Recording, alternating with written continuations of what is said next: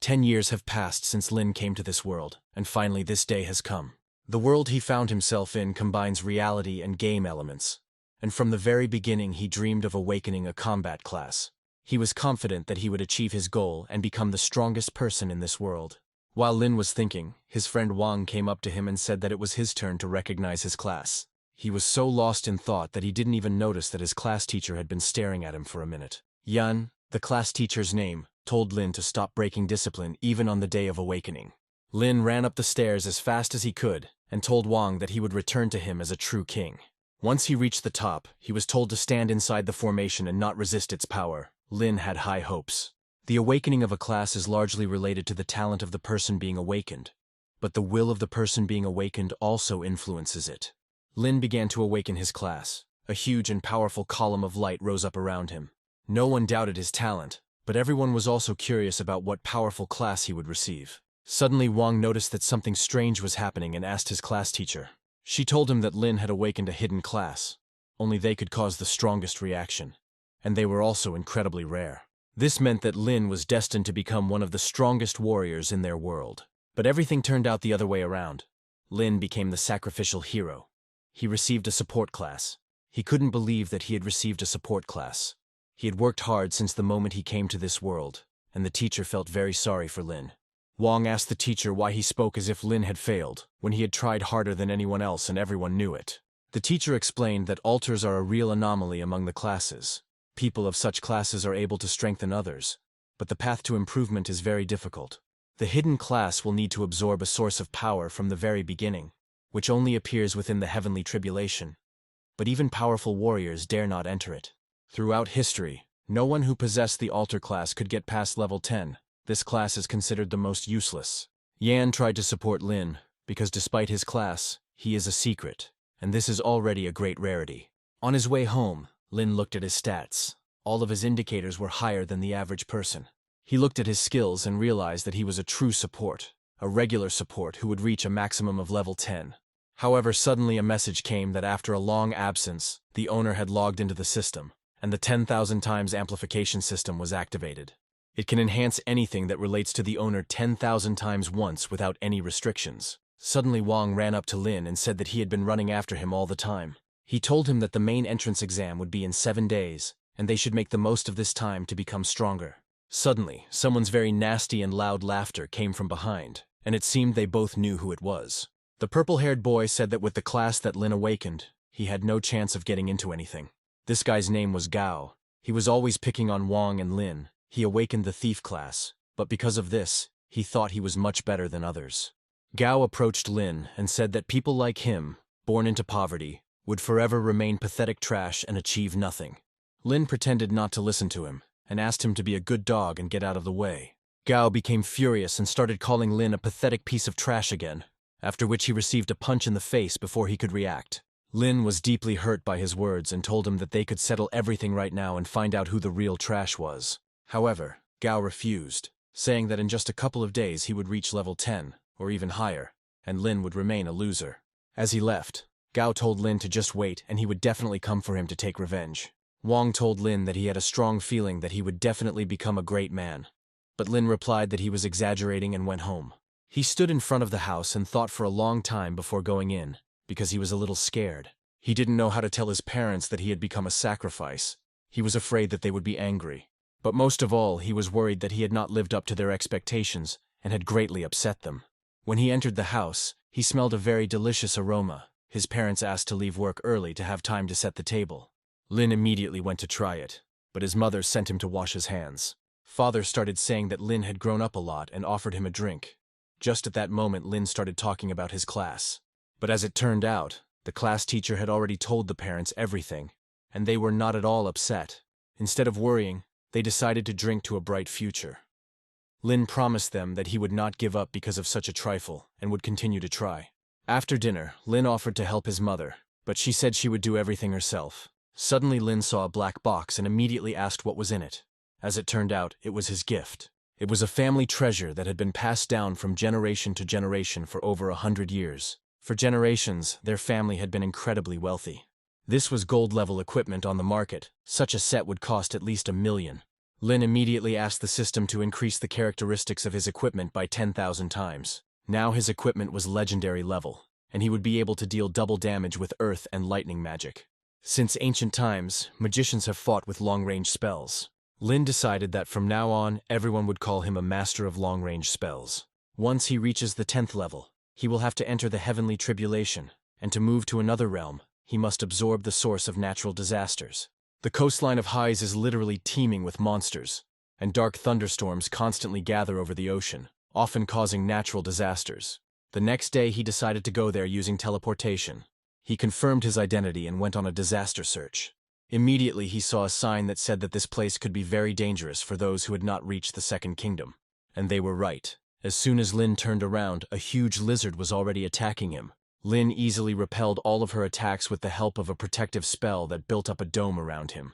The spell was used on its own when Lin's life was in danger, his equipment fully justifying its legendary level. However, defense alone won't win, and it's time to strike the first blow. Due to using the dome for a long time, Lin began to have a severe headache. After all, he was a beginner. Suddenly a warning came that the shield protects against magical and physical attacks, but it does not work against long-range mental attacks. Then Lin raised his staff and began to chant a spell. He used a forbidden spell and its power was incredibly enormous. A man approached the minister and said that the level of magical fluctuations had reached its maximum. They thought they were under attack, but the enemy could not launch a surprise attack because the city's coastline was protected. The minister asked that the surveillance screen be opened for him, so that he could assess the situation. The minister said to quickly contact the leadership and ask if there are any among the entire population who can use forbidden magic. The minister asked to put the entire city on alert. They must quickly determine the direction of the magical energy and await further instructions. At this time, a very strong wind arose at sea and a real storm began. Residents were told that the city had been declared on high alert and that everyone was required to leave their homes and evacuate to shelters. The city was in turmoil, water began to flood houses, and people in panic could not reach shelter. At this time, a protective dome was activated, which held back the pressure of the water. At this time, Lin had already finished killing monsters and reached level 10. He purchased a skill book. The system immediately offered him to improve it, and of course he agreed. Now he could destroy enemies and buff allies without resorting to casting spells. Now all he had to do was get to the center of the disaster. The volcanic eruption had turned all the local monsters into embers, and there was no need to worry about them. After some time of searching, he was able to find the element of fire and immediately improved it with the help of the system. After this, he went to sea in search of the element of wind. Finding it was a little more difficult, but Lin also managed to do it pretty quickly. Besides the two elemental powers, he also received a huge amount of equipment and materials. And if he sells even a part of it, he can get a tidy sum. Now that he's finished, he needs to go back home. However, when he emerged from the portal, he saw crowds of people running and did not understand what was happening. The girl next to him told Lin that the teleport was temporarily out of order and he would not be able to return home. Lin was a little confused by this, but the girl told him to go to the central shelter. Lin realized that it was all his fault. He had been careless with the forbidden spell and therefore had to fix it himself. Despite the fact that the girl called him, he didn't even turn around in her direction. The people on the wall continued to maintain the activated protection, but it was becoming increasingly difficult for them. The equipment showed that the barrier was at the limit of its capabilities, and that there were 5 minutes left before impact with the water. The minister ordered that his order be conveyed to the chief to summon the strongest soldiers of the 30th level. They have to cope. If the wall is destroyed, the whole city will come to an end. Suddenly they noticed that cracks were starting to appear in the wall. A little more, and it would be destroyed. The minister ordered all soldiers to deploy a protective barrier. They need to push the waves back. The people holding the barrier were trying their best, and it was getting more and more difficult with each passing second. At this time, Lin managed to use his magic, which belonged to the altar class. The people's bodies quickly recovered, and they were able to continue holding the activated barrier. It seems that now they are starting to get the hang of it, and are managing to retain the water. The minister said to continue holding the barrier, and those who still had the strength to use teleportation and throw this wave further out to sea. The portal with an unspecified teleportation location has been successfully activated. The sea level has been lowered. Finally, it was all over, and people were happy that they had managed to defend the city. However, Lin understood that all this was thanks to him, and he was proud of it. But it was also very dangerous. The power of the forbidden spells was too great. Now they need to be used more carefully so that something like this does not happen again.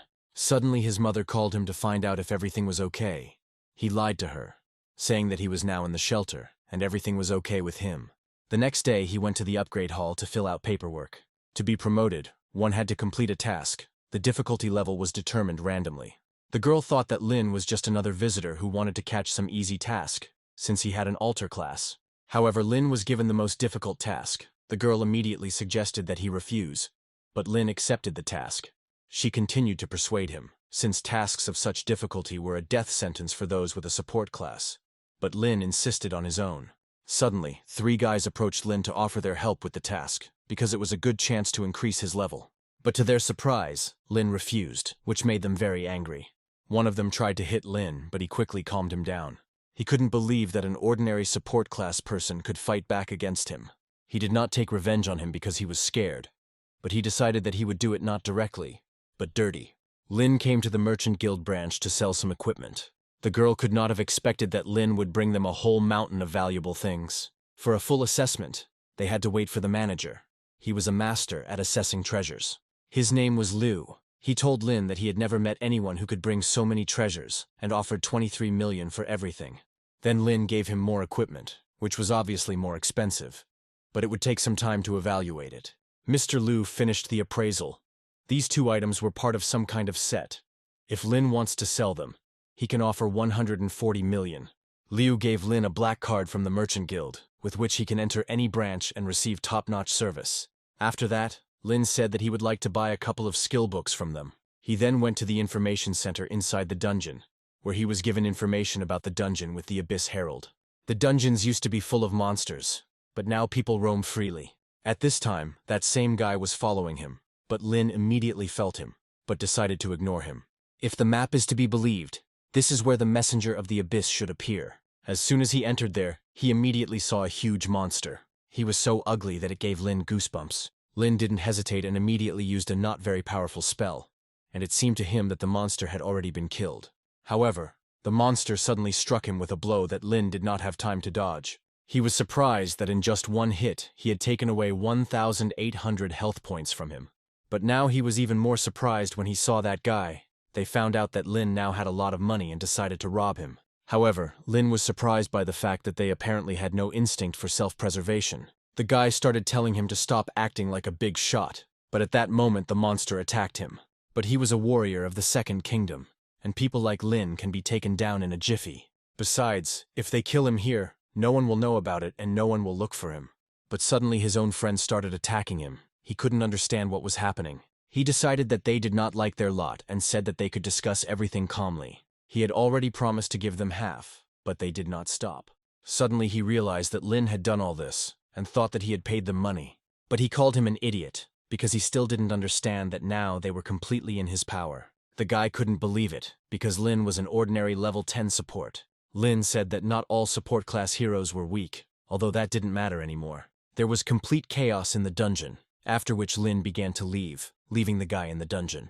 Right at the exit, he saw that the dungeon began to collapse, apparently because of his forbidden spell. The Ministry of Magic Control is in turmoil again.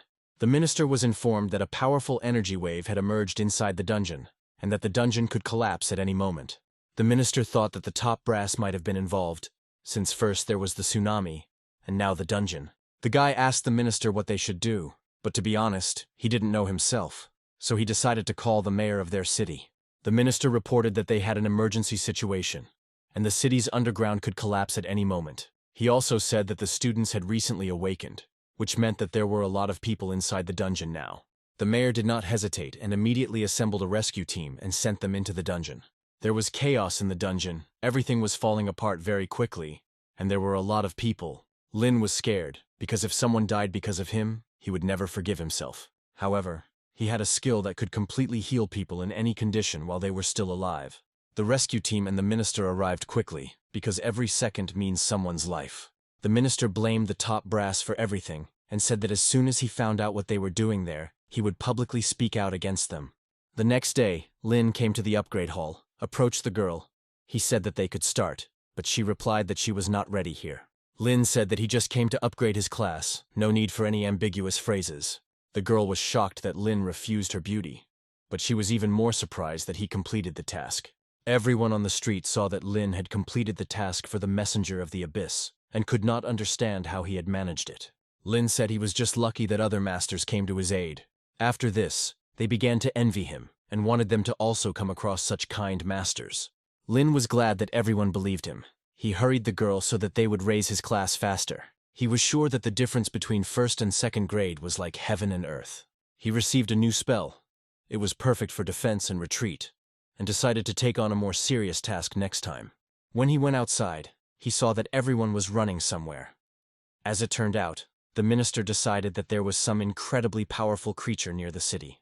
Lin was surprised, because he had only just ascended to the Second Kingdom, and the minister had already started looking for some creature. According to the news, the minister reported that the dungeon will be closed starting tomorrow due to recent events. It was also forbidden to leave the city for safety reasons, which Lin didn't like the most, because he couldn't get materials. If he can't get outside the city, he won't see any materials or equipment. Lin came to Manager Liu again to buy magic scrolls. He also decided to ask Liu a question, who immediately said that their information was reliable, and he didn't have to worry. Lin wanted to know if he could be provided with information about the sources of natural disasters. Liu hesitated a bit, but then said that information about sources was quite expensive. Lin then offered him 3 epic-level items in exchange for information about the sources. Liu said that Lin was very generous, and that there would be an auction soon, and one of the lots would be information about the sources of natural disasters. Lin said that this information wasn't worth epic gear, because soon everyone would know about it. Liu said that he understood everything, and under no circumstances could he let his guest go empty-handed. He was brought an entrance to a silver replica of the legendary portal of the Holy Land, an incredibly rare item. Lin was very surprised, because you can't buy such a thing everywhere even for a lot of money. After Lin left, the girl said that the item was too expensive to exchange for epic-level items. But Liu said that he did not regret anything, because he was sure that Lin was not an ordinary person, and very soon they would see the most powerful man of the altar. The silver copy of the portal could accommodate one more person, but Lin didn't know who to take with him. But it seems the candidate found himself. Wang called him. He said that he wanted to help Lin with leveling up, but the city was closed, so he had nothing to do. When Lin said that he had an entrance to the silver replica of the Holy Land portal, Wang almost choked. He tried to find out which rich family had taken Lin under their wing, because one could not save up for such a treasure in a lifetime. Lin told him to stop shouting and just give an answer whether he would go with him or not, and Wang of course agreed. Lin saw Wang, who told him that he hoped to see him with a rich woman who provided for him. But Lin didn't even have time to answer, because a group of guys approached them. They started laughing at Lin and said that he would never be able to afford a silver copy of the portal in his life. They told Van to take a bottle of alcohol with him so that when they found his body, they could at least drink to his repose. Wang told Lin to let him go so he could deal with these idiots. But Lin told them to watch their language, because they were warriors of the Second Kingdom. But they didn't care. Suddenly they saw Gao and Lin asked why he was hiding. He replied that he simply decided to observe their ridiculous provocations. Gao started saying that Lin never raised his level, and Wang needed to look for another team, because they would achieve nothing with Lin. Wang again asked to be released so that he could beat all the put-on stench out of Gao. Lin was pleased that Wang was standing up for him, but he wanted to sort things out himself. One of Gao's team got angry because Lin didn't respect them at all and rushed at him. However, with one light movement of his hand, Lin knocked the sword out of his hands, which left the guy very confused. While he was trying to understand what had just happened, Lin threw him into the crowd with all his might. No one could believe that an ordinary support class person was so strong. After this, Lin told Gao that it was now his turn, but Gao told him not to come over. But Lin didn't care, so he was able to immobilize Gao and tie him to the rock without much effort. Before leaving, Wang said that Gao should hang and think about his behavior. Everyone around him considered him a loser because he lost to a support mage, being a warrior. It was very humiliating. After that, Wang and Lin entered the portal and found themselves on an ancient battlefield. It didn't look all that impressive. Lin said that the monsters here were different from those he encountered in the beginner dungeon, so he shouldn't relax. But it seems the monsters found them themselves. Hands appeared from the ground and grabbed Van. He told Lin not to worry. His class is a card master. Monsters won't even be able to get close to him. Van decided to use magic and show what the card master was capable of. It looked impressive, but Lin was much faster. Wang started saying that this was not normal. How could Lin deal with them with his bare hands? Lin said that he was simply born with some divine power, and if he had not been afraid of being noticed by the authorities, he would have quickly dealt with it using forbidden magic. Suddenly, Wang felt superfluous and useless. He knew that Lin could handle it alone.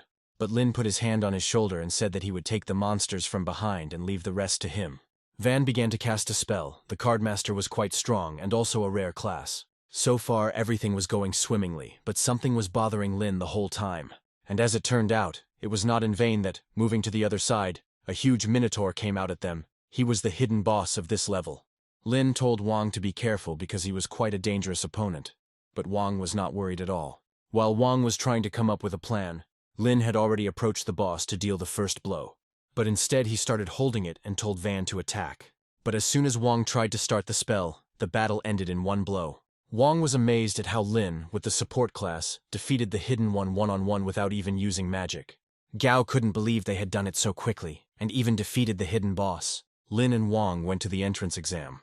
There were a lot of people, because almost all the great masters studied at this academy. Suddenly they heard a very unpleasant voice from behind and immediately realized that it was Gao. He said that this time Lin would not be able to use his tricks, and everyone would see how insignificant he was. Van decided to be sarcastic and ask him what it was like to be tied to a stone. Gao became angry and started shouting that he had been careless then. But now he had reached the second realm, and there was no need to expect mercy from him. Wang understood that although he would not be able to cope with the warrior of the Second Kingdom, Lin would simply crush him.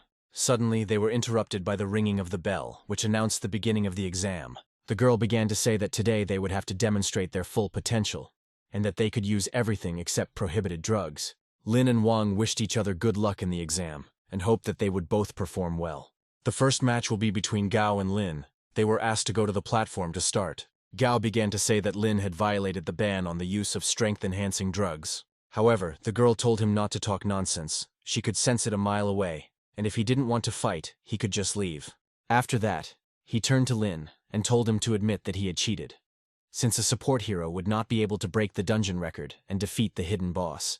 Gao offered him a bet. If Lin lost, he would confirm that he had used the drugs and also give up the academy. The same applied to Gao himself. He had picked on Lin so many times that his patience ran out, and he agreed to a bet. Gao said that Lin couldn't even imagine how much stronger he had become after reaching the second realm. Everyone in the crowd was amazed, as they couldn't even follow Gao's movements. Gao admitted that Lin was strong, but what good was his strength if he couldn't catch him? However, this even made Lin laugh. He had a skill that allowed him to see invisible creatures, but even without it, he could see everything perfectly well. Gao rushed to the attack and said that he would make him pay for deceiving everyone. However, none of Gao's attacks reached Lin. He dodged each of them without any problems, but was in no hurry to deliver his own blow. This surprised the crowd even more, because the support hero was in no way inferior in speed to the warrior of the Second Kingdom. One of the observers noted that Lin had a strong body and incredible reflexes, but the altar class ruined everything. After some time, Gao was already exhausted. He could not understand why he never hit the target. Lin said that although he was considered fast, in his eyes he was still a slow turtle. Wang was very happy with this outcome. It was even somehow unusual to see Gao so depressed. Gao asked the girl to have Lin tested for illegal substances. However, she told him to calm down. She could not allow such a mistake, and if Gao was already tired, then he could leave the platform. However, he suddenly said that he would never lose to a loser like Lin. He used his most powerful spell and was confident that he would now definitely strike. Lin was about to use magic, but the girl told him not to rush with magic. Gao was angry because the girl interfered with them and did not allow Gao to complete his signature move. But she answered him that without her intervention, he would already be dead. And if he didn't like something, she could resume the fight. But Gao refused, and the girl announced that Lin was the winner. But suddenly Gao rushed at Lin again and said that he would never admit his defeat. But Lin met him with a strong blow, still without using magic. He didn't understand what Gao was trying to achieve. He had just been saved from death, and now he was asking for trouble again. The girl was surprised to see Lin's strength and asked if he really had a support class. Lin walked up to Gao and told him to get up, as the blow was not so strong that he would lose consciousness. When the doctors carried Gao away, he continued to shout that he would definitely take revenge. But no one took his words seriously anymore. After this, Van and 3 others were called to the platform. If anyone did not come out, they would automatically be considered a loser. Lin was surprised, as he thought the fights would be one-on-one, but he wished Wang luck. Taking to the platform, Wang said that now was the time to give it their all and show who was capable of what. The guy was surprised that there was a level 10 cardmaster among them and decided that he needed to get rid of him first. The pink-haired girl was a healer with a support class, and she didn't care whose side she took. Hearing this, the guy decided that he needed to get rid of her first. Now she can no longer side with Van, so he invited another girl to join him, and she agreed. This was to his advantage, because now he could easily get rid of her.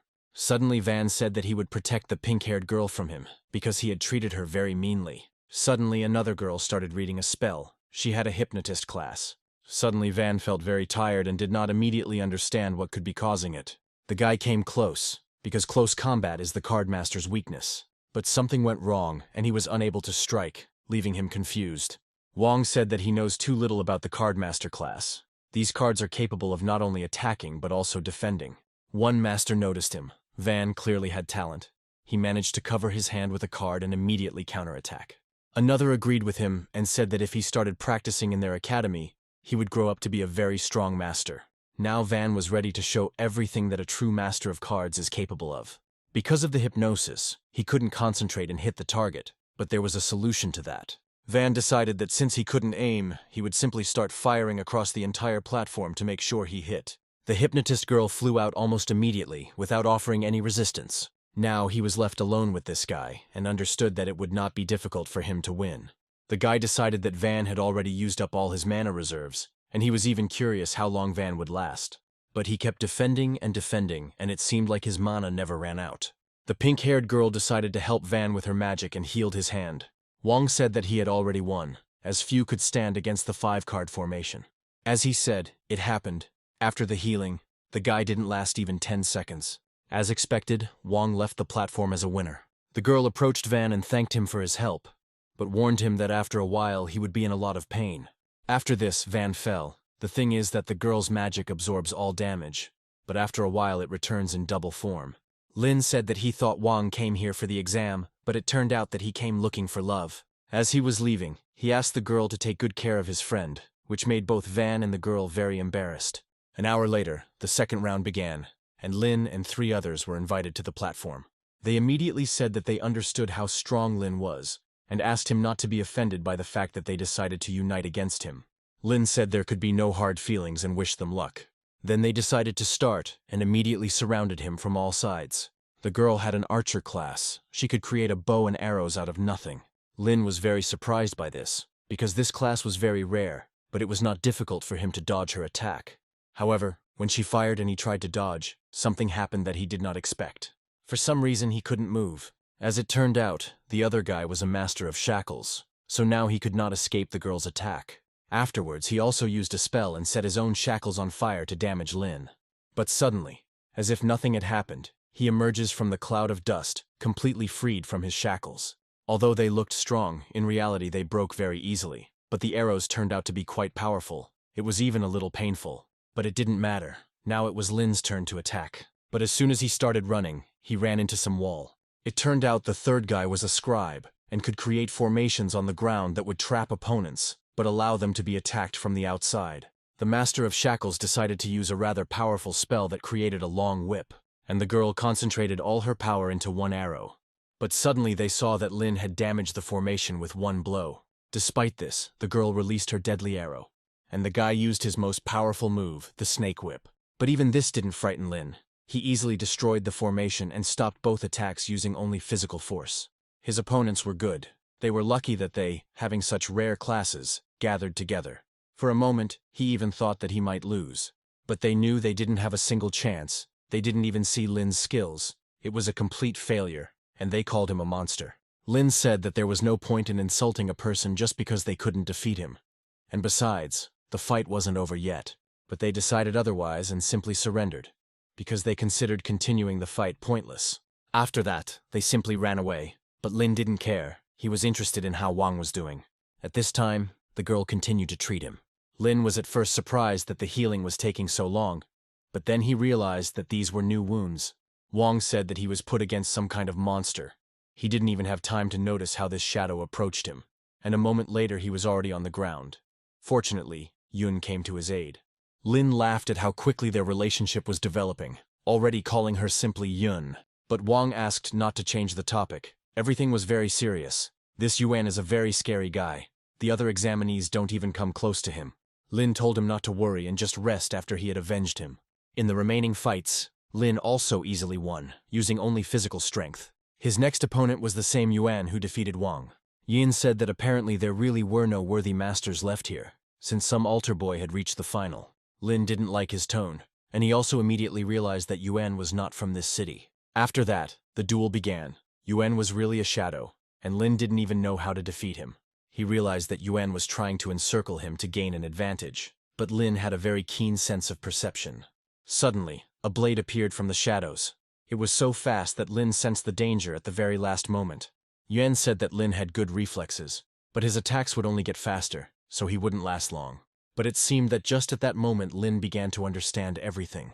He landed one precise blow and hit exactly where Yuan was. During the first attack, Yuan only showed one hand, so Lin assumed that he was simply running inside the fog and waiting for the right moment to attack from behind. Yuan admitted that Lin was strong since he was able to analyze his skill when he first encountered him. But that wasn't enough. But Lin asked if Yuan could withstand another blow. Yuan said that no matter how strong Lin's body was, he was just an ordinary sacrificial victim. After that, two shadows attacked him at once. At first, Lin thought it was just an afterimage, but he could feel their breath. When Lin was slightly distracted, Yuan struck him with one blow of his blades, cutting his shoulder. However, Lin said that it would be impossible to take him by quantity and calmly caught these two shadows. Yuan didn't understand how an ordinary altar could track his movements. Although Yuan's ability to split was quite interesting, the difference between him and Lin was too great. After his victory, Lin told him to watch his language next time, otherwise he wouldn't get off so easily. Lin won and became the undisputed champion among newcomers. Lin was congratulated for becoming the city's strongest newcomer, and was also presented with a small award. He received a villa as a gift. Next time it will be skill books or other bonuses. The rest were shocked by such a gift, because many of them would never earn enough to buy such a villa in their entire lives. The exam was officially closed, and now teachers from different academies will speak with them. Wang approached Lin to ask if he had chosen an academy. For example, he was invited to Teju's academy. This was not surprising, since Wang entered the top 8. But as it turned out, no one invited Lin. Wang couldn't believe it, because Lin became the best among the examinees.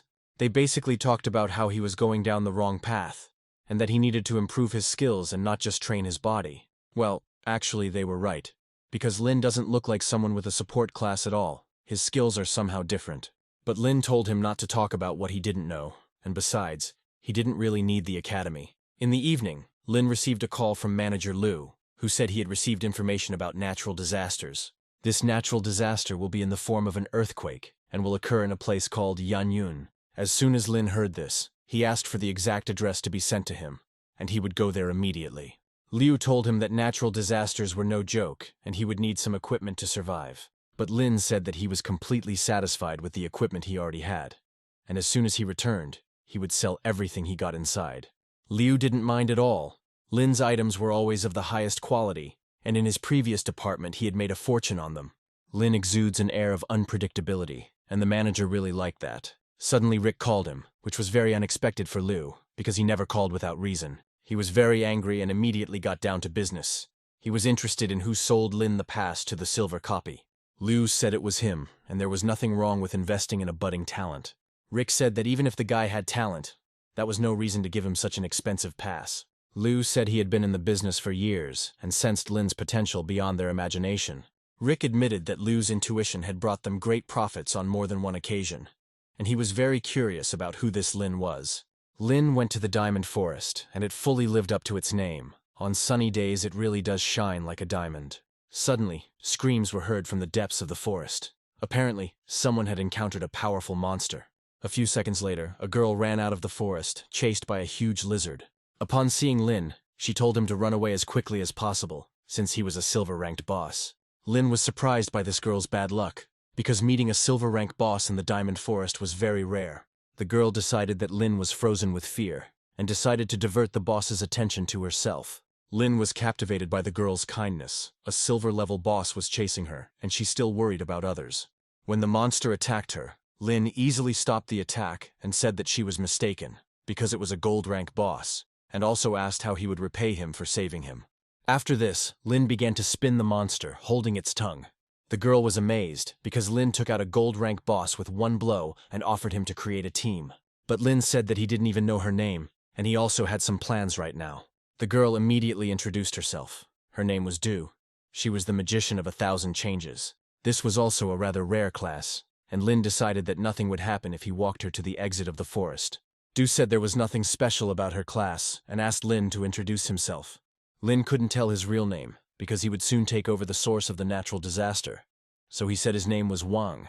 Du said that he was incredibly strong since he was able to defeat the boss with one blow, and also suggested that they go for a walk as soon as they returned to the city. Lin felt a little awkward. Du was very talkative and bombarded him with a ton of questions. Suddenly he asked her why she had even gone into the diamond forest. She replied that equipment was very expensive now and she decided to try her luck to earn money. But now she is doing well, because she has found a protector she can rely on. She was very trusting. But since Lin decided to save her, he would have to keep an eye on her. He told her that in a place like this you can't rely on luck, and he was right. A second later, a bloodthirsty gold-rank gorilla ran out at them. Lin told Du to stand behind him and not get into a fight. She didn't argue, because she understood that she had zero chance. The boss launched an attack, but Lin easily stopped it. He was even surprised that a gold-rank boss was so weak. But a new problem arose. Du saw someone on the other side of the forest. It was a huge pack of demonic wolves with red eyes. They were even rarer in the diamond forest than gold-rank bosses. Du grabbed Lin with both arms and thought that they would die now, surrounded by monsters. But Lin told her to stop screaming because he was able to handle them. He lifted the gorilla with one hand and threw it into the pack of wolves, killing them all at once. It was all very simple. Du became even more convinced that Lin possessed inhuman strength and was clearly hiding something from her. Du thanked him for saving her and asked if she could call him Big Brother. Lin didn't mind. However, he was troubled by the fact that something strange was happening in the diamond forest. He had never seen so many strong monsters here. It seems that the monsters also sensed the approaching natural disaster, which is why they began to emerge from the diamond forest. The monsters would continue to come out until the earthquake started. He could have used the forbidden spell, but Du was in the way. Du was glad that she was now completely safe, but Lin told her that she would have to go back alone.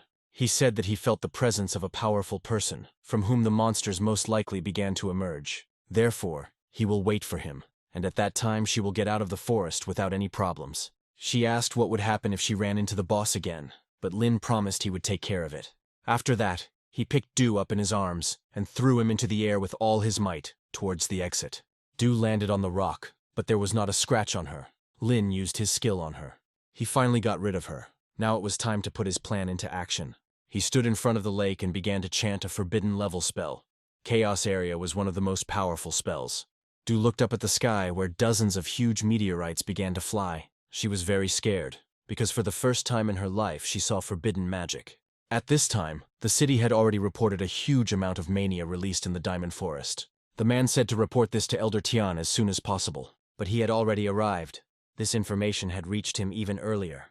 The man said that perhaps two powerful masters were fighting in the diamond forest, and they urgently needed his help. He came here thinking it was an earthquake, but if things are as he said, then they need to address it urgently. First, it was necessary to find out their exact location, display a broadcast of their battle on the screen, and only then prepare for capture. At this time, Lin finally found the source of the natural disaster. However, a moment later, I sensed several very strong auras nearby. Looking at them with the skill, he realized that they apparently came here for him. If they managed to set up defensive formations, then he definitely wouldn't escape. His last hope was a portable teleporter. They used instruments to try to find a person with a strong aura, but there was nothing on either side. After that, as soon as they noticed something on the radar, a teleport light flashed over them. Tian was shocked, because this portable teleportation formation was not something ordinary people could wield, meaning they were dealing with a powerful master. The next day, while Lin was brushing his teeth, the manager suddenly called him. He told him that he heard on the news that a powerful master had appeared there after the earthquake, and he became worried, so he called. Lin pretended to be surprised, and said that he had not yet had time to go there, and also asked what happened to the source of the natural disaster. Liu told him not to worry. As soon as there was information, he would let him know right away. Lin realized that Manager Liu was just testing him, and he didn't like it very much. But it didn't matter anymore, because now he had the source, and he would be able to reach the Third Kingdom. At this time, Liu was thinking that Lin was underestimating him too much, and no matter how he tried to hide it, he still wouldn't succeed. On the same day, Lin came to the upgrade hall. He said that he had collected all the materials again and was ready to rise to the Third Kingdom. The girl was very surprised, because Lin had only come for a promotion 2 months ago, and now here he was again. He said he was just lucky to buy a disaster source, which is why he got everything done so quickly. Some in the crowd called him a monster, but others were happy, because they would see with their own eyes the first altar of the Third Kingdom. Lin put his hand on the ball again to receive the task. Just like last time, he was given a task of the highest difficulty, but that didn't matter to him. He said that he accepted this assignment. The girl assigned it to Lin and said that the deadline was tomorrow. After this, Lin decided to visit Liu on another matter. He gave him a list of the equipment and materials he needed to complete the class upgrade quest. Liu was surprised and congratulated Lin on becoming the first altar of the Third Kingdom. Lin knew that Liu suspected him of something, so he had to come up with something to divert suspicion from himself. He said that his master had worked so hard to get him this source, so he could not let him down. Liu immediately thought that Lin was talking about the same master who was never found. He needed to do everything to improve relations with Lin and his master. Suddenly Liu said that he had a very interesting artifact, and invited Lin to look at it. He brought him a transformation mask, which allowed the owner to change his face at will. Liu said he could sell it to him as a regular customer for 4 million, but Lin tried to bargain down to 2 million. As a result of the negotiations, they managed to agree on a price of 3 million. Lin was very lucky. It wasn't such a high price for such a thing. Once outside, he immediately reinforced it with the system. Now, by putting on this mask, Lin could transform into a person he knew. And after the transformation, he would also gain that person's abilities. Now he could pretend to be his imaginary master as much as he wanted, and no one would even guess that it was Lin. He immediately decided to try the mask and turned into Gao, and it really was indistinguishable from the real one. The next day, Gao met his friend, whom he had not seen for quite a long time. He congratulated him on his admission to the prestigious academy and said that he simply had to buy him a drink. Once Gao was drunk, Lin could easily transform into him and complete his task without attracting unnecessary attention. The friend asked the girl to take Gao to the best room and not to wake him up, because he wouldn't like it. At this time, Lin had already begun his transformation. Now no one will know for sure that Lin was in the Iron Forest, and he will be able to continue to hide his identity. When he went into the forest, he was met by a man who invited him to join them. Lin called him uncle, but this offended him greatly because he was only 27. He introduced himself to Lin. His name was Qian. He was a level 30 knight. After that, the rest of the team joined them, including the judge from the exam and Du. Also with Du came 2 guys who were investigating what happened in the Diamond Forest. Lin didn't understand why he was so unlucky to be on a team with 2 employees who were investigating the case against him. Once everyone was gathered, it was time to head into the forest. Qian was glad to get here. He really liked this forest, but he was confused by the fact that it was too quiet here. Qian said that they were in no danger, since he and the judge were level 30. But suddenly a huge steel tiger emerged from the forest. Qian decided that the judge was afraid of him, but the matter was a little different. The tiger was not alone. A whole pack of them had come, which meant that there was a leader somewhere nearby. Qian summoned a shield and said that he would protect the left flank, leaving them the right. But the judge stepped forward, saying that she would deal with them herself and leave the defense to him. As it turned out, it was easy for her. She dealt with the entire flock in an instant. Finally, the leader, the king of steel tigers, came out to them. Lin noticed that every encounter with Du ended with an attack from a gold rank boss. There was clearly something wrong with her luck. The monster was too strong, and Du said that it was time for them to escape from here. When everyone had fled, Lin decided that now was the time to transform into a master, in order to finally divert suspicion from himself. Now he has become a mysterious old man who will save everyone. Qian didn't understand why they were so unlucky.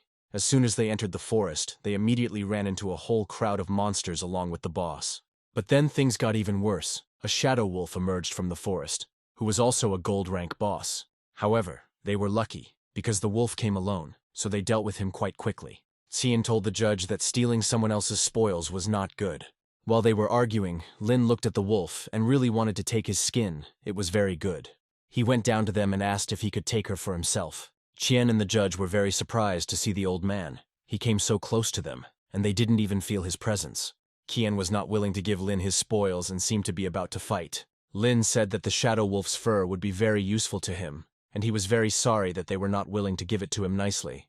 They considered him weak, so without hesitation they rushed into the attack. But Lin caught both of them and thrust their heads into the ground. After that, they allowed him to take the wolf and wished him a good journey. After this, Lin also ran into a pack of monkeys, but they did not pose any threat to him. But then a 3-eyed demonic gorilla, the lord of the forest, came out. Lin thought he could deal with her quickly, but the gorilla was quite fast and was able to dodge. Afterwards, she took the tree and started to spin it. Lin found it funny. The gorilla launched a strike, but Lin easily stopped it. And then he immediately dealt a blow that the gorilla could not survive. An ordinary gold-rank boss is no match for him. When Du and his staff saw the gorilla's body, they were shocked, because it was a very strong monster. Lin managed to hide. He did not want to contact Du, because she only brought bad luck. The staff examined the gorilla and realized that it had been killed with one blow, with bare hands. Du immediately realized that this was very similar to the style of the guy from the Diamond Forest. Qian and the judge came out of the forest. They were glad to see Du and asked if they had seen Gao. She said she didn't see him, and began to worry that he had fallen into the clutches of monsters. Lin was pleased that Du was worried about him, but it would be stupid to show up now. It would be better for him to go into the forest and complete his task. He didn't have to search for long. Going deep into the forest, he immediately met the Iron Forester, who was exactly what he needed. This monster has good attacks and defense, so to finish it off you'll have to fight your way through all of its tentacles. Suddenly the guard grabbed him, but Lin's tentacles alone could not stop him. Suddenly the monster started screaming very creepily. It was strange. But then everything became clear. He summoned almost all the local creatures. Lin really liked this ability. Summoning other creatures was very powerful. He also felt someone with a strong aura approaching him. Perhaps it was Elder Tian. He had hoped to play with the monsters a little, but time was running out. So without thinking, he used the forbidden spell and covered the forest with ice attacks. While Qin and the judge were trying to figure out what was going on, Du thought it might be the master the boy had fought in the Diamond Forest. Tian asked them if it was true that some mysterious master had appeared here. The staff said they were sure there were two masters fighting there. Du said that Gao was with them, but they were never able to find him. At this time, Lin had already taken the guard's heart and completed the task. From a spare phone, he called the Merchants Guild to sell them the Guardian's heart. Liu asked how he was going to carry out the exchange, whether he would come himself or they would pick him up. Lin said that he would leave the Guardian's heart in one of the tree trunks on the outer left side of the forest outside the city. The manager promised that they would do everything in the best possible way. Lin had thought it all through. Then he would simply buy the heart from Liu. This should also at least slightly divert suspicion. When Tian came to the forest, he saw many frozen monsters. But also among them all he saw Gao frozen to a tree. He said he tried to get out of the forest, but somehow ended up even deeper. Then he was blinded by a strong light, and then he couldn't see anything. Tian didn't think he was being lied to, but as a second realm assassin who survived the forbidden spell, was he just lucky? When they came out to their team, they were very happy to see him alive. However, as soon as he said that they could now continue walking together, everyone had things to do. Tian said that he had a task to complete and left. The judge said nothing and just left. Tian told the staff that something about Gao had alerted him, and he asked one of them to follow him. He immediately realized that he was being followed, but he knew that they simply wouldn't be able to catch up with him. He suddenly accelerated and disappeared. The employee couldn't understand how it had slipped away so quickly right from under his nose. The next morning, Lin woke up in a good mood, but something was wrong. He used the all-seeing eye and noticed something interesting. 5 employees from the ministry apparently began following Gao, looking for Wang, but also suspect Lin. While he was brushing his teeth, the manager called him again. He said he had great news. Yesterday they acquired the Guardian's heart that Lin needed to raise the kingdom. Lin pretended to be surprised and said that he would arrive very soon. Having run out of the house, he didn't even notice that he was being followed. Having arrived in Liu, he asked again whether he really had the heart of a guardian. This question was also in order to divert all suspicions from himself. Liu said he wouldn't lie to him and offered to come inside to make the deal. At this time, those who were watching Lin were surprised that an ordinary schoolboy was on such a good relationship with Mr. Liu. Seeing the guard's heart, Lin said that Liu never ceased to amaze him. After that, he said that his master was pleased with their cooperation and asked to sell 2 items. Liu was very surprised. It was legendary level equipment. He asked who his master was, since he had such things. Lin said that these items were worth nothing to his master, but he could not reveal his identity. After that, Lin said that those who were following him were already quite annoying to him. Liu immediately understood everything. The guys from the ministry said that an ordinary schoolchild would not be able to get into Mr. Liu's office. However, Liu then came out and asked the guards to remove the violators, and that the authorities would deal with them. Lin went towards upgrading his class. It seems now everyone will see the first altar of the Third Kingdom. When Lin arrived, the girl was very surprised that he had gotten the guard's heart so quickly, but he said he was just lucky it was on the market, and now he can get a promotion. Suddenly, rays of light pierced Lin, as if they were burning his body from the inside. Now it became clear to him why there had never been any third-class alters. Without a strong body, it was simply impossible to survive. But he was already eager to find out how much stronger he had become with his upgrade. It was revealed on the street that Lin had become the altar of the Third Kingdom. No one could believe it, and thought that the screen was broken. After all, this is the first time in history that the altar rises to the Third Kingdom. When Lin came out, all attention was naturally focused on him. He couldn't even imagine that it would cause such a stir among people. A huge line of people formed in front of Lin's house, wanting to get his autograph or marry him. Lin didn't like this downside of popularity at all. He told his parents that if anyone asked about him, he wasn't home. As soon as Lin left the house, a crowd of fans immediately ran after him. He would never have thought that fighting off a crowd of fans was much more difficult than fighting off monsters. When Lin arrived at the auction room, he met Gao there. Gao said that even if Lin had become a little famous, it did not mean he could participate in a high-end auction. But suddenly a girl came out and, seeing Lin, said that manager Liu was already waiting for him inside. Gao Lin passed by and said that he needed to hurry up and didn't want to keep the manager waiting. Liu assured Lin that he would definitely not leave the auction empty-handed, and Lin asked him to get a certain cloak for him. Liu handed Lin a card, which contained money from the sale of that equipment. The auction began. The first lot was a steel hand. It was capable of increasing stamina by 10%. Lin was surprised that someone started fighting for this hand. As Liu expected, the steel hand didn't interest Lin, but if he did take a liking to something, he would have to fight with those located in the VIP rooms. Liu explained that there were 5 great families in their empire, and of course they had their own privileges. But Liu was the one who set the rules at the auction, and they were the same for everyone. But Lin wasn't even worried. He would definitely buy what he liked. And finally, a very interesting item has appeared in the auction, a pass to ruins number 3.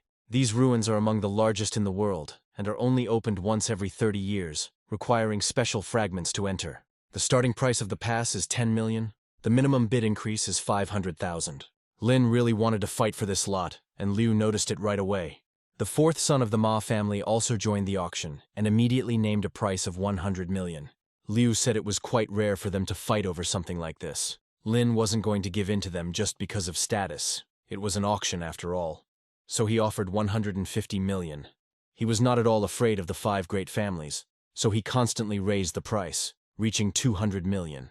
Singh was very angry about this and said that he remembered Lin well. Lin won the auction. Liu said that the whole empire would probably find out about it tomorrow, but Lin didn't care. After all, the one who pays the most wins the auction.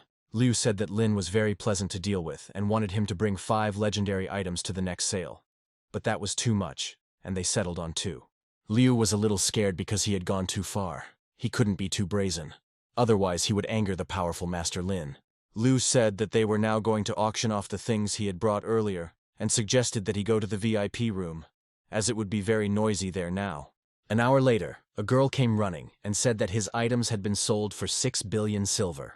Lin never expected such a sum, even taking into account that the auction will take a 20% commission. He will be able to live in luxury for the rest of his life. Liu said that they would transfer the money to his card soon, but Lin was a little worried that he had insulted the Ma family, and now he had received so much money. But Liu told him not to worry, because the master of the merchant guild would be looking after him for 3 days. As he expected, he came across the Ma family, who had been waiting for him for a long time when he went outside. Lin said that they were great for waiting for him for so long, but he was not going to give them the pass to ruins number 3. Sin said that they had no intention of taking it away, but simply wanted to buy it for 300 million. Sister Sina said they had no ill intentions, but were simply offering what they had in abundance. But even so, Lin said that he was not going to sell to anyone what he bought with his own money, and if they wanted to get it, then let them try to take it away. However, as soon as they moved, they were thrown back by a strong wave of air. A rather pretty girl came down to them. Her name was Fei, and apparently she was the master of the Merchants Guild. She said they apparently forgot about the 3-day auction rules. Sister Sina apologized for what happened and said that they were already leaving.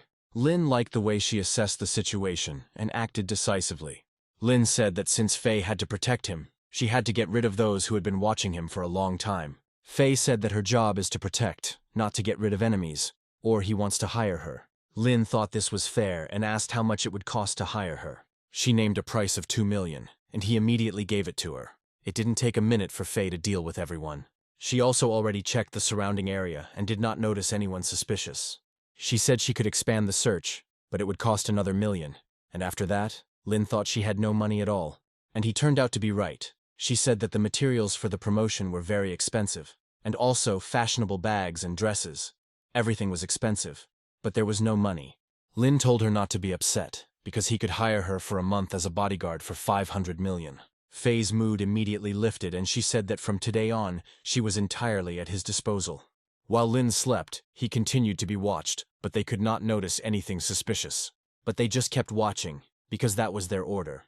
Suddenly, one of them was taken by a terrible shadow. She said that this was the last warning, and if she noticed even one more spy, she would begin to act seriously. When they ran away, Faye came out of the shadows. Now they definitely won't bother Lin. When Lin woke up, he saw Faye in his bed and felt a little embarrassed. She said she dealt with a couple more spies during the night. Lin immediately realized that they were government people and hoped that he had not killed them. Faye said she was handling her responsibilities quite well, and therefore suggested that they consider extending their cooperation. But he suggested that she wait first. The next day he went to meet Van, and after that they would go to the Golden Portal together. Wong was very glad to see him, and Lin immediately noticed that his friend was not wasting his time. But he said that he and Yoon were just friends. But then Wong asked who the young lady next to Lin was. He said that this was his older cousin. He asked Faye to introduce herself. She introduced herself as the assassin of the Third Kingdom of Jian. Lin asked why she didn't say her name, but she said that she was very similar to her sister, so she sometimes used her identity. Indeed, Faye passed authentication without any problems. As Lin and Wong stood in line, Yuan, whom Lin had fought against in the final exam, approached them from behind. He said he didn't want to be in the squad with them and asked to switch, but no one cared. After that, they moved to a place that seemed very familiar to Van. And they were indeed there when they entered the replica of the Silver Portal. But just as he thought about it, a whole crowd of hidden bosses came out towards them. They didn't understand how the hidden boss suddenly became an ordinary monster. But now there was no time to think. Yuan immediately realized that he had no chance against them, so he decided to run away. At this time, Lin had already begun to destroy the first Minotaurs. Faye told Wong that she was also capable of dealing with them, so as not to appear useless in front of Lin. However, Lin ran past her and asked her to take care of Wong and Yun. She shouted that there was an extra charge for this. Yuan was unable to escape, and the Minotaurs closed in on him from all sides. Lin watched all this and said that he would help him if he asked nicely. Yuan replied that he would rather die than ask Lin for help. Lin told him to take his time and think things through. When he ran out of strength, he still asked Lin for help. If he had asked right away, the monsters would not have beaten him. But it seemed like everything was just beginning. A new crowd was already running from the other side. But Lin dealt with them just as easily. Yuan felt a little sick, and Lin was surprised that he was so frail with the assassin class. Yuan said that even so he would gain a lot of experience and be able to improve his class. But while they were talking, it seemed things weren't going so smoothly for the others. Wong said that the monsters in the Golden Dungeon weren't that strong, but Faye did most of the work for them. Suddenly the Minotaurs stopped and the earth split apart. A gold-rank boss, the Lord of the Minotaurs, emerged from the ground. Wong didn't understand how a Minotaur Lord appeared in a gold-rank dungeon. Faye knew he wasn't a danger to her, but the fact that she had to protect Wong and Yun made things more complicated. But then Lin and Yuan came to her aid. The boss didn't wait long and attacked first. Suddenly he disappeared somewhere, and it was very dangerous. Suddenly he crawled out right from under Van. Wong and Yun were lying next to each other, and at that time the Minotaur was running towards them. But Lin came to their aid and set up a barrier. Yuan picked them up and carried them away so that they wouldn't get in the way. Just as Lin was about to strike, the Minotaur hid underground. Faye said that she would deal with him herself. After all, Lin paid her for it. It was useful for Lin to watch such an experienced master fight. As soon as the Minotaur struck, she quickly dodged and began to strike.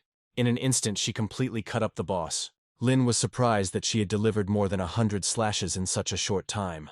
Everything suddenly became quiet, and people began to worry a little about Lin. However, a circle appeared underneath them, which meant that the dungeon had been completed. Rick met Lin and said he could buy him dinner, but Lin replied that the first gift was already enough for him.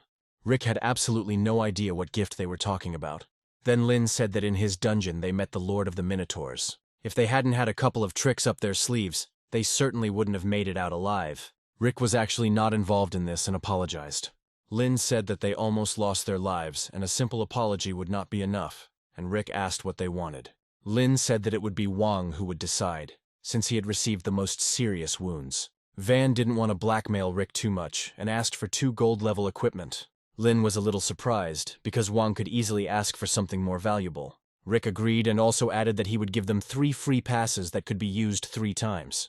Wang thanked him and told him to deliver all of this to Lin's house. Rick apologized again for what happened and said that they would deliver everything tomorrow. Judging by Rick's behavior, he really wasn't involved, but then who did all this? At first, Lin thought of the Ma family, but that would be a bit too open for them. Lin asked Faye what she thought about this. She said that changing the properties of the portal was not such a simple task, but most likely the Ma family was involved in it.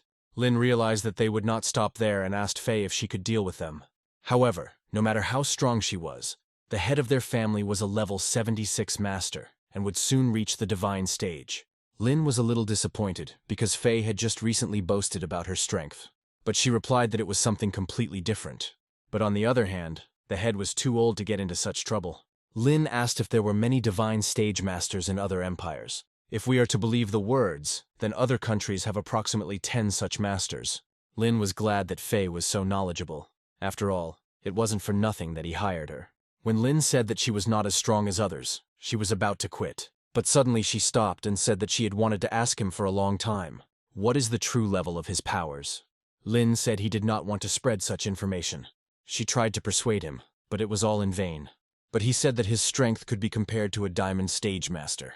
Faye said he was very strong for his age. She also asked if he could heal the wounds of a supreme stage master, and of course he could. It was wonderful, because if she was hurt, she could turn to him. After that, she asked where they would spend the night. Lin offered her to spend the night at his place, but she said that she was only selling her strength, not her body. Lin was a little angry, because he had only talked about spending the night, and nothing more. In the evening he came home with Faye. The mother was very happy that her son finally brought a girl into the house. While Lin was trying to say something, Faye was already talking to his mother. Lin was sleeping peacefully, but suddenly woke up for some unknown reason. He saw Faye lying in the same bed with him. He woke her up and asked what had happened during the night and why she was lying in his bed, but she replied that nothing he thought had happened. It was just that Rick's men brought the equipment that night, and when she picked it up and brought it to the room, she was so sleepy that she fell asleep with him. Lin asked if the bodyguard should not be more careful in such cases, but she said she would have noticed anyway if something was wrong. After that, she gave him 3 tickets, and he gave her 1. She thought it was too generous, but Lin didn't mind. Just at the moment when she sat down on the bed, her mother came into the room. Lin immediately realized that his mother had thought of something wrong, but he couldn't explain anything to her. Suddenly, Faye said that she needed to return to the auction room since 3 days had already passed, and also asked what kind of relationship Lin had with Liu. She told him not to let his guard down around him, because he was not as simple a person as he seemed. She also said that the academies would soon begin accepting students, and Lin was just about to go there. There were a lot of people, much more than he expected. Suddenly they approached him and told him that he would pass through double selection without waiting in line. This meant that not only would the academy choose the student, but the student could also choose the academy. Lin stood in front of the admissions committee. The first master called him to the Kaoki Academy and promised to make him the strongest altar. Another master said that he was already the strongest in history and invited him to the Juyun Academy. The representative of the Leon Academy was in charge of teaching the support class students and was also a good match for Lin. And from the Shenmeng Academy, they promised to provide him with sources of natural disasters so that he could become stronger. The last girl said that their academy is for women, but if he really wants it, they will gladly take him. To be honest, Lin didn't understand what was going on here, because recently each of them had said that they didn't need him. The man said that students at their academy don't get resources for free. They have to put in the effort first. Also, if he takes first place in the tournament, then all the resources of their academy, roughly speaking, will belong to him. The master from Juyun objected, because apart from the little witch Faye, no one had held the championship for long in the tournaments. Lin realized that Faye was apparently a graduate of Kaochi Academy. Academy Master Lian said that the most valuable thing for Lin was the sources of natural disasters, and asked if he had heard of artificial sources. Lin pretended to be very surprised, but in fact he not only heard them, but also created them. He also said that their academy had been working on this issue for a very long time, and they could be called masters in this field. The master from Kaioki said that all their knowledge is empty babble, because the strongest ones still come from Kaioki. A heated argument started between them, and only Lin could stop it. He said that he was very grateful to everyone for their words, but he had already made his choice. He will enter Kaioki, Their master was very happy about this and promised that they will not disappoint him. After that, Lin met with Fei, and she asked him which academy he had chosen. He said that during the interview he learned that there was a young genius studying at one academy who had reached the supreme stage. Fei thought for a moment, and then realized that he was talking about her, and that he had decided to enroll in Kaioki. She was surprised that the academy still remembered her, and also said that she would now become an older sister to Lin, but he didn't really like it. Suddenly Lin had the feeling that someone was watching them and asked her to identify who it was. Fei said she felt 3 groups of people, and from their conversations, they were from the Ma family. He wasn't very happy that they didn't back down, but he asked Fei to deal with them. She said that she could handle everything in 30 seconds, and he didn't have to worry. At this time, a report was approached to Shin. All 3 groups had been eliminated, and they no longer had people to deal with Lin. But Sin said they couldn't retreat. They needed that pass to ruin number 3. But since Lin turned out to be stronger than they thought, and also hired Fei for protection, he has no other choice. Sin decides to turn to his uncle. His name was Zhang. Xing told him that they couldn't handle Lin, so he had no choice but to turn to him. To Xing's surprise, Zhang became interested in Lin and said that he really wanted to meet him. Suddenly, Lin wakes up abruptly in the middle of the night and asks Fei if she felt the same as he did. Lin didn't expect them to go this far. Fei sensed a very powerful master on the outskirts of the city. He must be at least at the peak of the supreme stage. Lin decided that if he continued to hide, they would sooner or later get to his family, so he would have to take the initiative into his own hands. Besides, Fei was also at the supreme stage, and they had already prepared the battlefield, so it would be a shame for them if Lin didn't come. Sin was sitting in an abandoned area on the outskirts of the city, and when Fei and Lin arrived, he immediately felt it. Fei tried to attack him from behind immediately, but she couldn't. Zhang stopped her. He was very surprised that at such a young age, she was able to master the technique of shadow killing. Xing told Lin that it was indeed not easy to find him, but he succeeded thanks to the compass. Sin didn't delay and immediately told Lin that he was giving him one last chance to give up the pass to the ruins amicably, and the conflict would be resolved. But Lin refused him again, because by all the rules he had won the auction, and the pass belonged to him. This made Xing angry, and told Uncle Zhang that he could now attack. However, as soon as he tried to come from behind, Fei stopped him. First, he would have to deal with her. But suddenly her sword somehow broke. Zhang said that Fei had become weaker since their last meeting, and it had hurt her greatly, and she only fell because her sword had broken. She knew only one person who would use such a weapon. Zhang, who was nicknamed the Three Blades Master, was at the peak of the supreme stage. Zhang said that if they wanted to live, they should give up the pass and leave in a good manner. Otherwise, he would kill them both. However, Fei stood up and said that he was greatly underestimating her, and she was not going to give up so easily. When Zhang jumped on her, she enveloped him in her technique and said that she would show him everything she could. After that, she plunged her blade into the resulting cocoon, inside which was Zhang. But unfortunately her attack didn't work after all. He wasn't a weakling either. First she distracted him, and then in a split second she enclosed him in a shadow cocoon and tried to deliver a fatal blow. It was impressive. Lin tried to run to help Fei, but Xing stopped him and said that he would be his opponent. But in fact, Lin wasn't against it. He had long wanted to get even with him for the previous times. Sin began to transform, something Lin had never seen before. Sin was a level 40 knight and was at the gold stage, so he thought he could easily deal with Lin. If it weren't for Lin, Xing might have pocketed all the treasures of the ruins for himself, but now Lin will pay for it. But Lin stopped the first blow without any problem with one finger. After that, also without making any effort, he knocked it out of Sin's hands. He didn't hesitate and dealt dozens of quick blows to Sin's armor. They turned out to be not so strong and quickly broke. Sin ended up on the floor. Lin said that he would spare him if he gave him the compass, otherwise he would kill him on the spot. But Sin refused, and also added that if he was able to break the armor, it did not mean that he had won. Then Lin launched another attack, but this time it was stopped by the protective field. Xing said that he didn't even have to try. It was a legendary level artifact. Even a supreme stage master couldn't break it. The Ma family was truly very rich to have given such a treasure to a golden stage boy. Xing also added that his bodyguard would not last long, and they would die together at the hands of Zhang. In some ways he was right. The shield was too strong, and it would not be possible to break it in a couple of blows. But then he has no choice but to transform into his master to use all his power. Xin immediately sensed the power of a supreme stage master, and asked how he was related to Lin. He said that Lin was his disciple, and since the Ma family had decided to kill him, he would have to solve this problem himself. Looking up, Xing saw that the master had begun to use some incredibly powerful spell. Sin tried to somehow excuse himself, but Lin, without waiting for an excuse, used his magic on him. The Ministry of Magic Control has detected another massive surge of energy. The minister was very angry, because he had hoped that this mysterious master had long since left their city. This time the spell was much stronger than the previous one. Was it really the same master? It's possible that 2 craftsmen have appeared in the city. We need to immediately declare a top-level alarm and evacuate people. The radius of this spell was too large. Something like this hadn't happened in a very long time. At this time, the battle between Zhang and Fei was coming to an end. For her final attack, she used one of her most powerful skills, floating petal execution. Fei admitted that if it weren't for his old injury, she wouldn't have had a chance. But this time she won. Zhang was very pleased with her skill. He thought it was an illusion, but she actually dealt many blows. However, if it weren't for his injury, he would have already reached the Saint stage, and he still has some aces up his sleeve. He also possessed forbidden-level skills. Fei knew that if he attacked with this, she would definitely die. However, just before the attack, he felt a powerful aura. Lin's spell easily shattered his shield, and Xing was completely shocked by it. The next moment, Xin was shackled by 4 chains on his hands and feet. Lin said that it should be an honor for Xing to die from such a powerful spell. The chains were part of his spell. It chooses a target randomly, but once it grabs hold, it won't let go until it kills the victim. But just before the strike, his spell collided with another.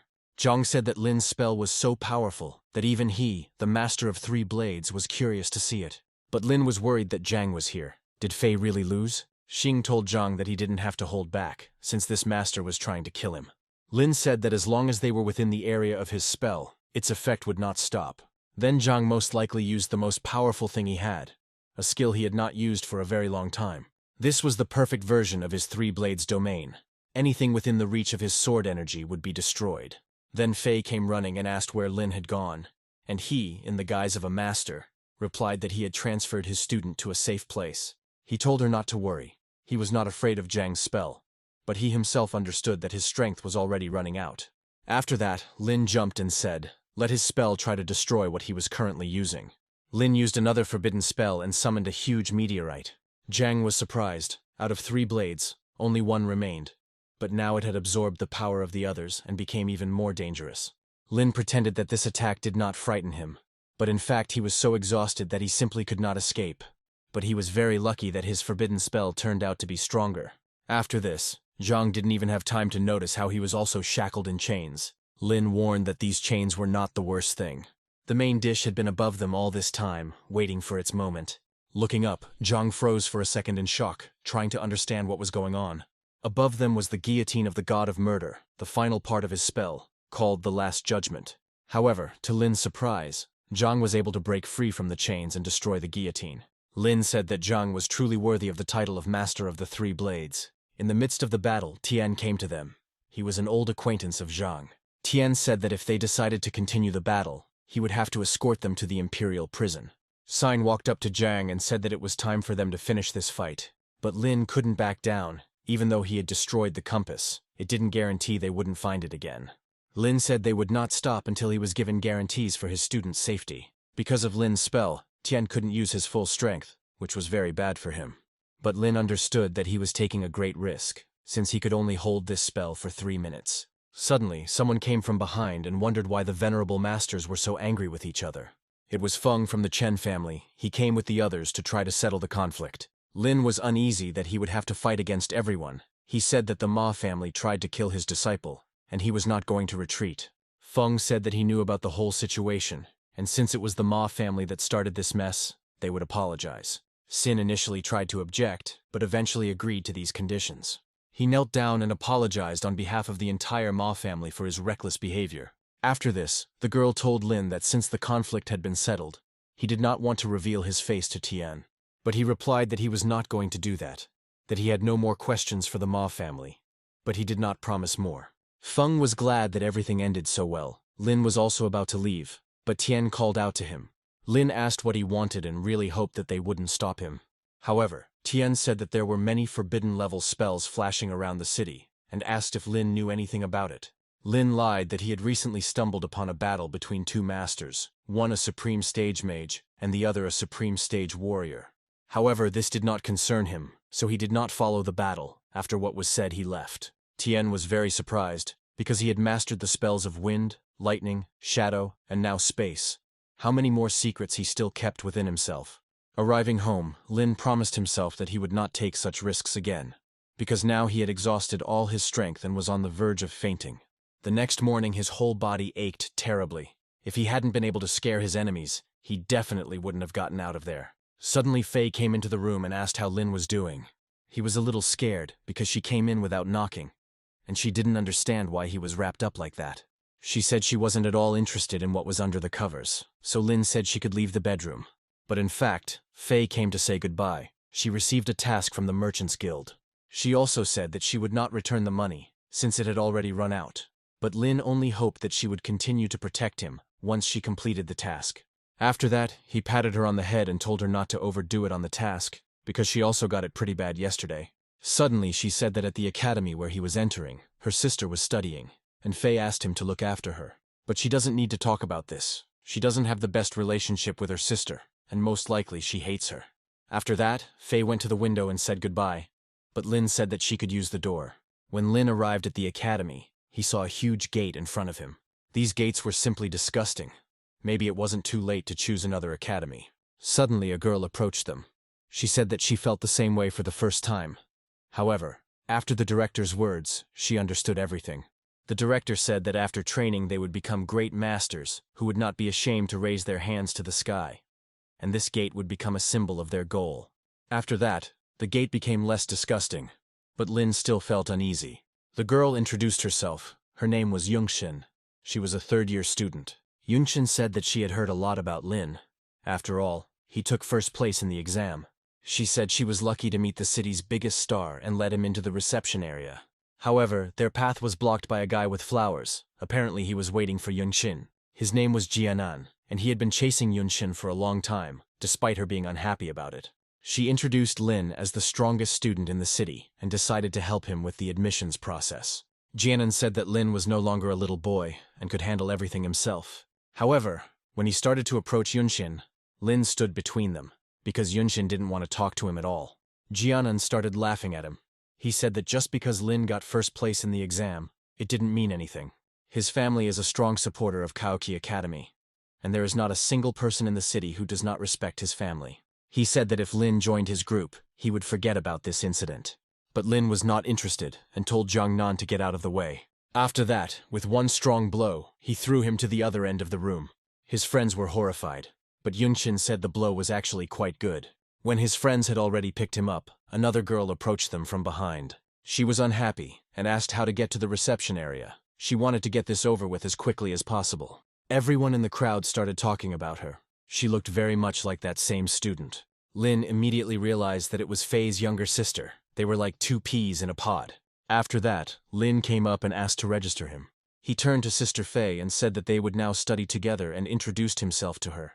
But she told him not to talk to her. Lin immediately realized that now was not worth wasting time on her. When he was registered, he asked if he could get a room in the dormitory and they gave him a room card.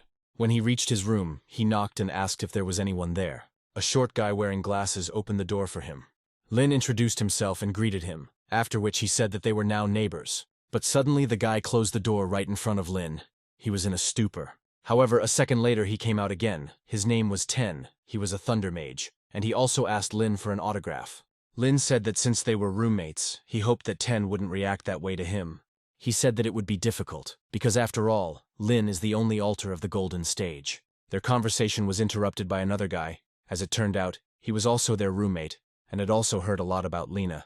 His name was Liangshi. He was a Silver Stage spearman. He was a direct descendant of one of the 5 great families, and it seemed Lin was destined to encounter members of these families. He said that he hoped that they would get along. After all, they would have to live together for the next 4 years. However, Yuan came over and was surprised to see Lin and Liangshi, and also didn't understand who was assigning the students to rooms.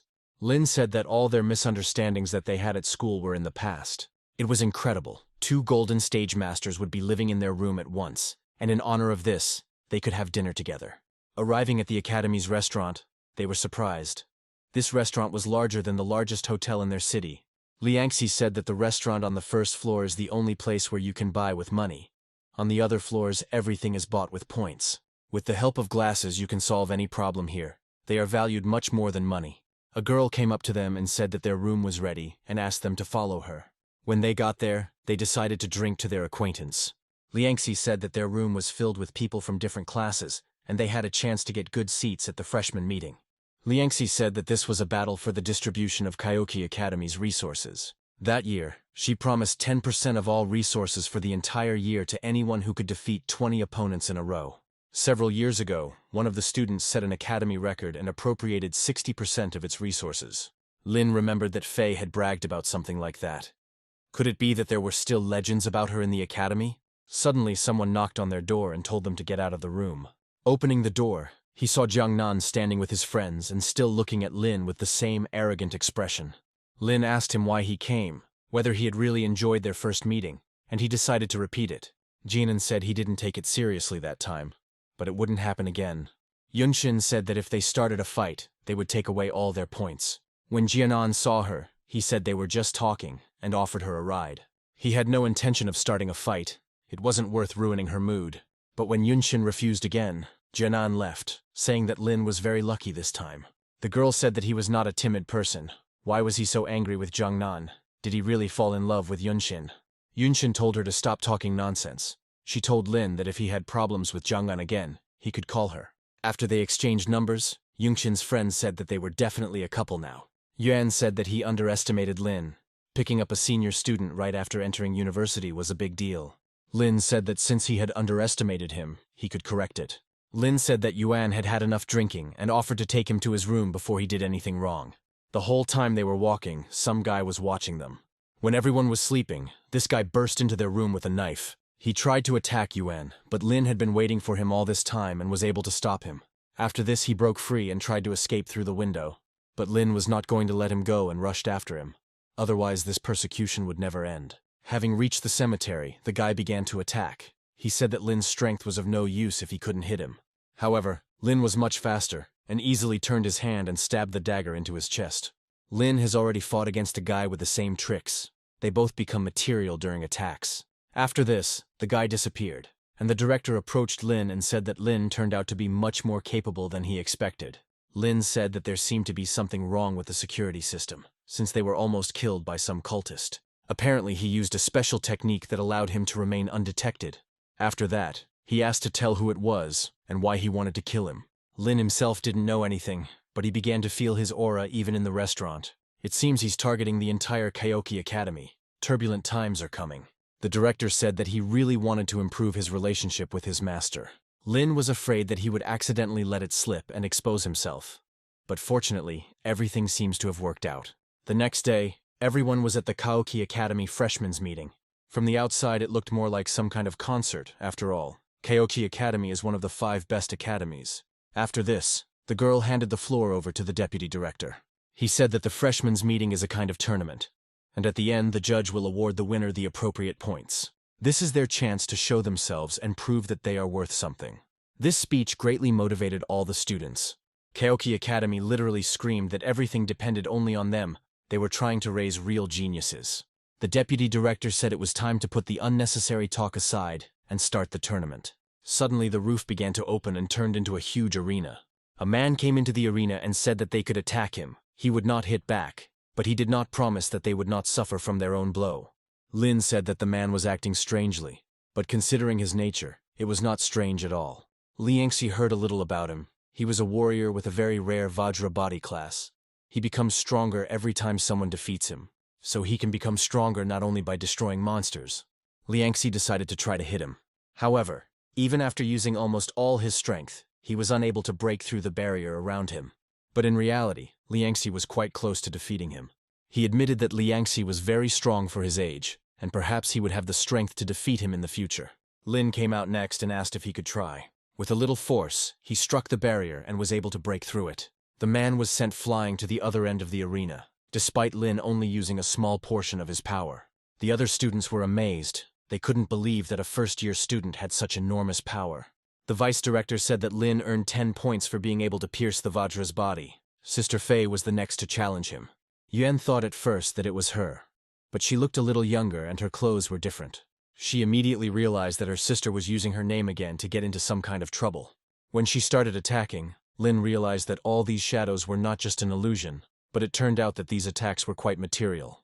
But he didn't expect anything else from Sister Faye. Apparently he'll have to show his skills. He used the Eye of Truth, and the younger Faye felt like she was being seen through. It was the best way to capture even the smallest details.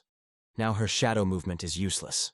Afterwards, he struck once at the place where she was. However, just before the blow he stopped, because she admitted that this time he had won. But she promised that sooner or later she would take revenge. Lin defeated her and earned another 15 points. Who else wants to challenge him? Many in the stands thought that no one would dare to do this after he defeated one of the strongest freshmen. There was a girl sitting in the stands. She decided that she had enough strength to overcome him. However, as soon as she descended into the arena, Janan stood before her. He said that Lin had first attacked him from behind and then escaped thanks to Yunxin, but now he wouldn't get off so easily. Lin approached him and asked why he was so quick to speak despite his mediocre skills. Janan asked Hong, that was the girl's name, to use her most powerful magic on him. Yin asked if it was okay for the two of them to team up against Lin. The deputy said that there were no rules at the tournament, that it was quite logical that they decided to overwhelm him with numbers. Hong used her magic on Jiang'an, and he felt himself becoming stronger. He admitted that Lin was strong, but even he couldn't defeat the two of them. He would make Lin beg him for forgiveness. High magic is certainly a pain in the ass, but it's not something he should be afraid of. He stopped Jianan's punch with one hand and decided to demonstrate the difference in their strength. Then he picked it up and started spinning it in the air. The deputy saw that Lin had enveloped his hands in healing light and had almost completely nullified Hong's magic. Lin threw Jiangnan up into the air. After that, he turned his attention to Hong. But before he struck, he stopped and said that it would be better for them to just give up, since she was an ordinary mage. Afterwards, they saw Jianan fall back into the arena. Yuan said that the flame armor that Hong cast was completely useless. Jianan said that his family would never forgive him for this. And Lin didn't understand why all the scions of great families were so similar. Hong gave in. She admitted that Lin was too strong for her, because even if they united, they couldn't do anything. Few wanted to challenge him, because Lin was incredibly strong and had every chance of breaking Faye's record. Lin told his deputy that he wanted to continue the tournament, but he was getting bored of fighting everyone, and wanted to move straight to the final stage of the tournament. The deputy said that Lin made him very happy. He didn't think that a first-year student would show up and make it to the final stage. He was presented with 5 diamond stage opponents. If he defeated them, he would receive 10% of all Kyoki resources. He said that he would like to assemble a team for himself too. It wasn't prohibited by the rules, but he couldn't assemble a team hastily. He needed to think carefully. Lin looked at his neighbors and told them to get up into the arena. Liangxi never thought he would be able to participate in the final fight of the tournament, but they were missing one more, and Lin seemed to have someone in mind. He would prefer to do without the uncontrollable variable. After all, not everyone is eager to see them win. In the crowd he saw Du, if he remembered correctly. She was a mage, and perfectly compensated for the shortcomings of their team. He asked her to come up to the arena, and she was very happy about it. The deputy said that since both teams were ready, the fight could begin. One of the opponents immediately rushed at Lin, but he easily stopped him. He admitted that Jianan was right, and Lin was indeed very strong, but he would still lose. Lin thanked him for the praise, but they didn't think their armor looked too bulky. The sight of it alone made him laugh. These words really hurt him. The armor should be like this, and he will never accept the newfangled elegant armor. Suddenly Lin and Yuan were enveloped in vines. The girl said that there was no time for talking in battle. After that, she raised Du and used life magic, summoning monsters. She was surprised that such a small and fragile girl found herself in the tough tournament arena. Liangxi wanted to help her, but another guy stopped him. Du said not to worry about her. She struck the monsters with lightning. The girl said it was nice, but it seemed Du had forgotten that plants don't conduct electricity. However, immediately after that she set them on fire. Thunder magic was just a distraction. Could Du really be a dual attribute mage? But when the plants started attacking again, Du used the barrier. It was the body of the Vajra. Everyone understood that she was the owner of the class of 1,000 changes. Lin realized that she didn't need to worry about her comrades. They were doing just fine on their own, but they've only just begun, so soon even he will have a hard time. The main attack was ready. Now they were ready to show what the senior students of the academy were capable of. Their stages were much higher, and on top of that, they had been fighting together for a long time. Then Liangxi and Yuan decided to join forces and launch a double attack. But as soon as they attacked, there was a big explosion. Suddenly, a girl who had never fought before appeared in the arena. Lin kept wondering which of them was the support on the team, but it turns out the girl had been hiding behind the shield the whole time. But this didn't frighten Lin at all, despite the fact that he was left alone. He attacked the magician and the girl with the shield. The magician immediately used a spell, but it was of no use. Lin broke through the barrier without any problems. After that, the lianas tied him up, but even that didn't stop him. He tore them out of the ground and began to control them himself. Without any problems, he tied the two girls together. Now he only has 2 opponents left, which is not a problem for Lin at all. He timed the moment perfectly when the support was left defenseless, and then quickly switched to another target. His strength, reflexes, and speed were on a completely different level. Even his rivals didn't expect this from the younger one. Lin was flattered, but said that without this armor they would be much cooler. This made him even more angry as Lin dared to laugh at his armor. Lin didn't even think that he could find his weak spot so easily, and he lost his temper because of a couple of words. After that, Lin did not wait for the attack and struck first. He easily stopped the attack from both sides, catching the swords with his bare hands. He was a very strong altar and was able to break their weapons without any problem. Afterwards, he healed himself with magic, and it seems that now he has definitely won. He was able to defeat 5 senior students using only his physical strength. Few doubted his strength. Many knew him from the exam, where he also left no chance for his opponents. However, he suddenly felt that someone was watching him. Apparently, it was those sectarians. In the evening, everyone sat and had fun in the restaurant, celebrating Lin's absolute victory in the tournament. Liangxi thought he was the richest here, but Lin earned himself a whole bunch of points in one day. After a while, almost everyone got drunk and fell asleep. Only Lin was sober. Suddenly it seemed to him that someone flew past the window. He felt the same as in the arena. Now he became even more curious about who it could be. As he walked through the forest, he felt that he was not alone and was simply waiting to be attacked. When he felt that someone was already behind him, he turned sharply and was ready to strike. But at the last second he saw that it was Faye. She was glad to see him and said that he was as charming as the last time they met. He asked what she was doing there, whether she had decided to see her sister. She said that if her sister saw her, she would immediately rush at her with her fists. Lin was very interested in what happened between them. Faye said that she had been clearing monsters in one dungeon for a whole month and had risen all the way to the 3rd step of the supreme stage. Lin was very surprised by this, because he thought that the dungeon monsters disappeared after being killed. Faye said that Lin was acting like some rich guy who liked to waste money. She explained that the dungeon has a limited number of monsters, but each dungeon has a refresh time for those monsters. If the owners hadn't kicked her out, she could have rocked there until she was old. But they said she had driven them into debt. Suddenly she asked if Lin had managed to find out her real name during his time at the academy. He said he was a little busy, but it made her angry because the information was out there and he didn't even ask. When she calmed down, she said that her name was Zhuyin, and also added that she had learned about the Lord of the Minotaurs.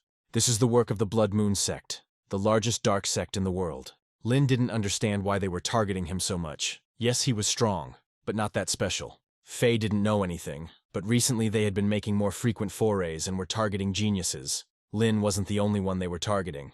Faye simply told Lin to take care of himself, and he noticed that her expression suddenly darkened. She said that she would have to join the army soon, so today they had to say goodbye. She noticed that he had become a little sad, and asked if he had fallen in love with her. She said she hoped Lin wouldn't let anyone hurt him, but he replied that everything would be fine, and that he didn't want to leave her a widow.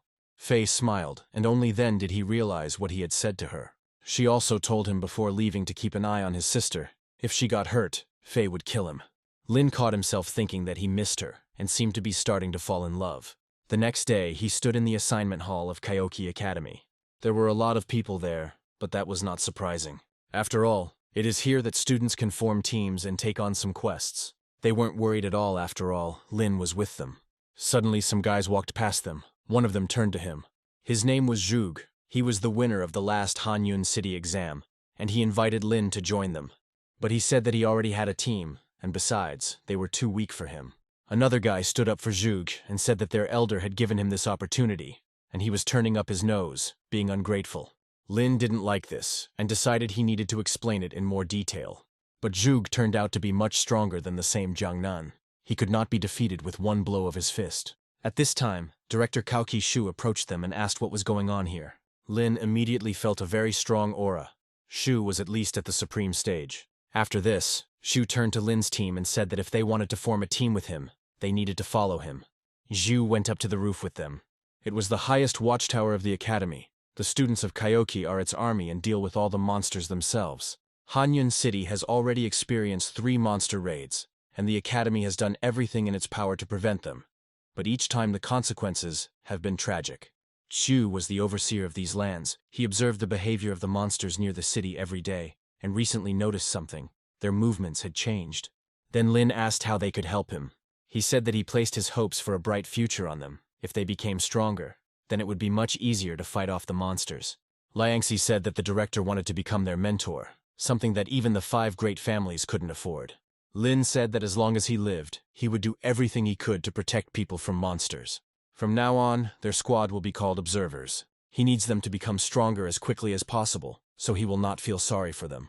The next morning they came to take the task Shu had given them. But suddenly the girl asked if they really wanted to take on this task. Lin asked what was wrong with him, but she suggested that he take a look for himself. Lin still didn't understand what was wrong. But Liangxi said that this was an A-rank task, which was usually taken by teams where everyone was at least diamond ranked. Apart from Lin, the rest of their team are just average players. Such tasks require intelligence and ingenuity, not brute force. And the higher the rank, the more points you will be paid. Lin said that with him they had nothing to worry about, so they could go on their mission without any worries. Manshan County is one of the border counties of the empire. The city itself is located on the top of a mountain, and a defensive wall is built at its foot. They shouldn't forget about simple caution. They don't want any of them to accidentally fall off this mountain. 26 murders have occurred there recently. The victims' bodies show no signs of injury, but all of them are missing their hearts. The Shenmeng Academy also managed to send a detachment there, but none of them returned. Apparently, these killers were at least diamond stage, and Lin took them out in droves, so they had nothing to fear. Suddenly, the bus stopped abruptly. The driver said that they could get out, but he definitely wouldn't go into the city. Yuan said it was the only bus that went to Manshan, but the driver still refused. Du asked if things were really that bad in Manshan. The driver said that it was impossible to live there now. Ghosts appeared there every day and tried to drive you crazy. Lin asked if he knew anything about ghosts. The driver did not want to tell, as it was very dangerous, but Lin insisted. The driver said that, if anything, he warned them. He drew them a rough map. Once they enter the city, they need to follow the route and then enter the house. Lin didn't understand at all what was happening, what ghosts there were and where they came from. They reached the house and went inside. The place was literally permeated with an eerie aura. Suddenly a ghost actually flew out at them.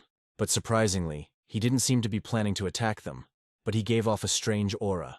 Du said that she would check everything for now, and in the meantime they should cover for her. She used the blessing of the holy light to see what was happening here. Lin was surprised, because she had just copied the power of an observer, a very rare support class.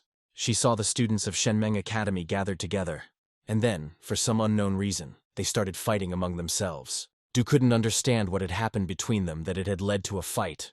But it seems that thanks to the fight, they accidentally found some kind of portal. They moved into some other space and then disappeared. Suddenly, Du became very ill. Blood began to flow from her eyes and Yuan told her to stop. Du apologized for not really understanding anything. She only saw the portal, and then almost lost consciousness. Lin said that everything was fine. Du had done very well and now they had at least some information. After this, Lin himself used the all-seeing eye. With its help, he was able to find the portal in a few minutes. Having moved there, they found themselves in some very strange place. Everything around was red, and it seems that all this was in the blood of the residents of Manshan. Suddenly, Du turned around and pointed her finger to the side. There were bodies of people tied to poles and they were in a pool of blood. And also each of them had no heart, who could do such a thing. There were also many coffins without corpses inside, which means whoever is behind this wants to continue killing people. Suddenly, a very strange and creepy insect appeared. Lin told Liangxi to be more careful. These insects smelled very strange. Suddenly, a guy appeared from behind a pillar. Most likely, he was one of the sectarians. After his appearance, he mounted some creatures and began to attack Lin's team. He said that they were not so simple, since they were able to find his world. As a reward, they would have the honor of playing with his kids. Lin told everyone to be careful. There was something wrong with him. His level was too high. Du had lost too much strength and could no longer fight. She was so exhausted that she couldn't even move when the monster approached her. But Yuan and Teng came to her aid in time. The guy said that they were doing a very good job and he was even starting to like it. Lin knew of only one group of people who were so obsessed with the blood and strength of others. Anticipating Lin's question, he himself answered that he was a guardian of the Blood Moon cult. Liangxi knew they couldn't defeat this guy, so he told everyone to run away while he held him back. Lin said not to talk nonsense. They are one team and will never abandon each other. The guard said that these were too big words for a brat like him. His words hurt Lin a little, and he decided to check who was really the brat here. He used magic and opened a portal, and told everyone to quickly get into it. Once everyone had gotten out, Lin said that he would catch up with them as soon as he dealt with this guard. He didn't like this at all, because Lin had just stolen his future collection. Lin said that it was much easier for him to fight alone, because now he could not hold back. Without waiting for his attack, he used his forbidden level spell. After him, the guard fell to the ground. He did not understand what was happening to him. Lin said that he only deprived him of sight and hearing. What he sees is a common illusion. He won't even understand when Lin approaches him and dies before he can even feel his blow. However, to his great surprise, the guard was still able to react and deflect the blow. The guard said that if he were at the royal stage, he would be in very bad shape. Apparently, he was of the supreme stage, and Lin was wrong to underestimate him. But Lin also greatly surprised the guard. His body alone, in terms of strength and power, was comparable to a king-level master at the peak stage. Lin asked how he could be a supreme stage when his mana reserves were that of a king stage master. It was all thanks to a spell that allowed him to suppress his power for a short time. Now he doesn't even need to do anything. His baby will do everything himself. Lin didn't know what to do. He would be defeated either way. The only thing that will save him is one powerful blow capable of killing the guard. The guard was very amused by this spectacle. He really enjoyed watching Lin's dying efforts. However, it was not that simple. Lin gathered all his strength and struck. Lin wanted to finish the fight with one blow, but the guard foresaw this and parried it. But suddenly he saw that something had happened to his monster. Shu appeared in front of them. He didn't think that on the very first mission they would run into one of the guards of the Blood Moon. The guard said that Shu was too stupid to trust Lin to deal with him. Yu said that he was too confident in himself, and that he didn't stand a chance against them. The guard decided to test this and attacked first, but he couldn't even get close to the director. His power was in magnetism. As long as there was metal nearby, people like him wouldn't be able to get close to him. The guard said that he would not let them go just like that, and would leave a small gift. Just before his death, the guard exploded, but Shu was able to protect Lin. However, Lin said that he felt as if the body of this guard was somewhere in Manshan. Zhu realized that Lin wanted to linger, but it was very, very dangerous. But running away was not the best option either. They didn't know when the next attack would come. Suddenly someone else interrupted their conversation. It was Bian. He was an old acquaintance of the director. Shu asked him what he was doing while ordinary people were being killed left and right in Manshan County. He said not to worry, because he had already evacuated all the people, so they were not in any danger. He also said that he had pulled out his students and placed them in the main inn of the county. Lin thought he was strange from the very beginning, but he didn't say anything. Before leaving, Bian said that if they wanted to carry out the bait plan, they needed to go to the county market. There were a lot of interesting things there. Zhu asked Lin's opinion. He said that despite Bian's smile, he couldn't shake the feeling that he was hiding something. Shu himself understood this, because Bian was quite the hypocrite. When Lin returned, everyone was very happy to see him, although they had no doubt that nothing would happen to Lin. They asked if he had dealt with that guy, but he said it was just a clone. If it weren't for his mentor, he definitely wouldn't have returned from there alive. Zhu asked if they had passed on the information, but they didn't know what was going on yet, and also, there was no signal here.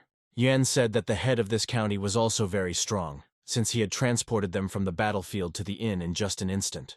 Yu said that he was of the supreme stage. They were on the same mission with him, but everyone except them died on it.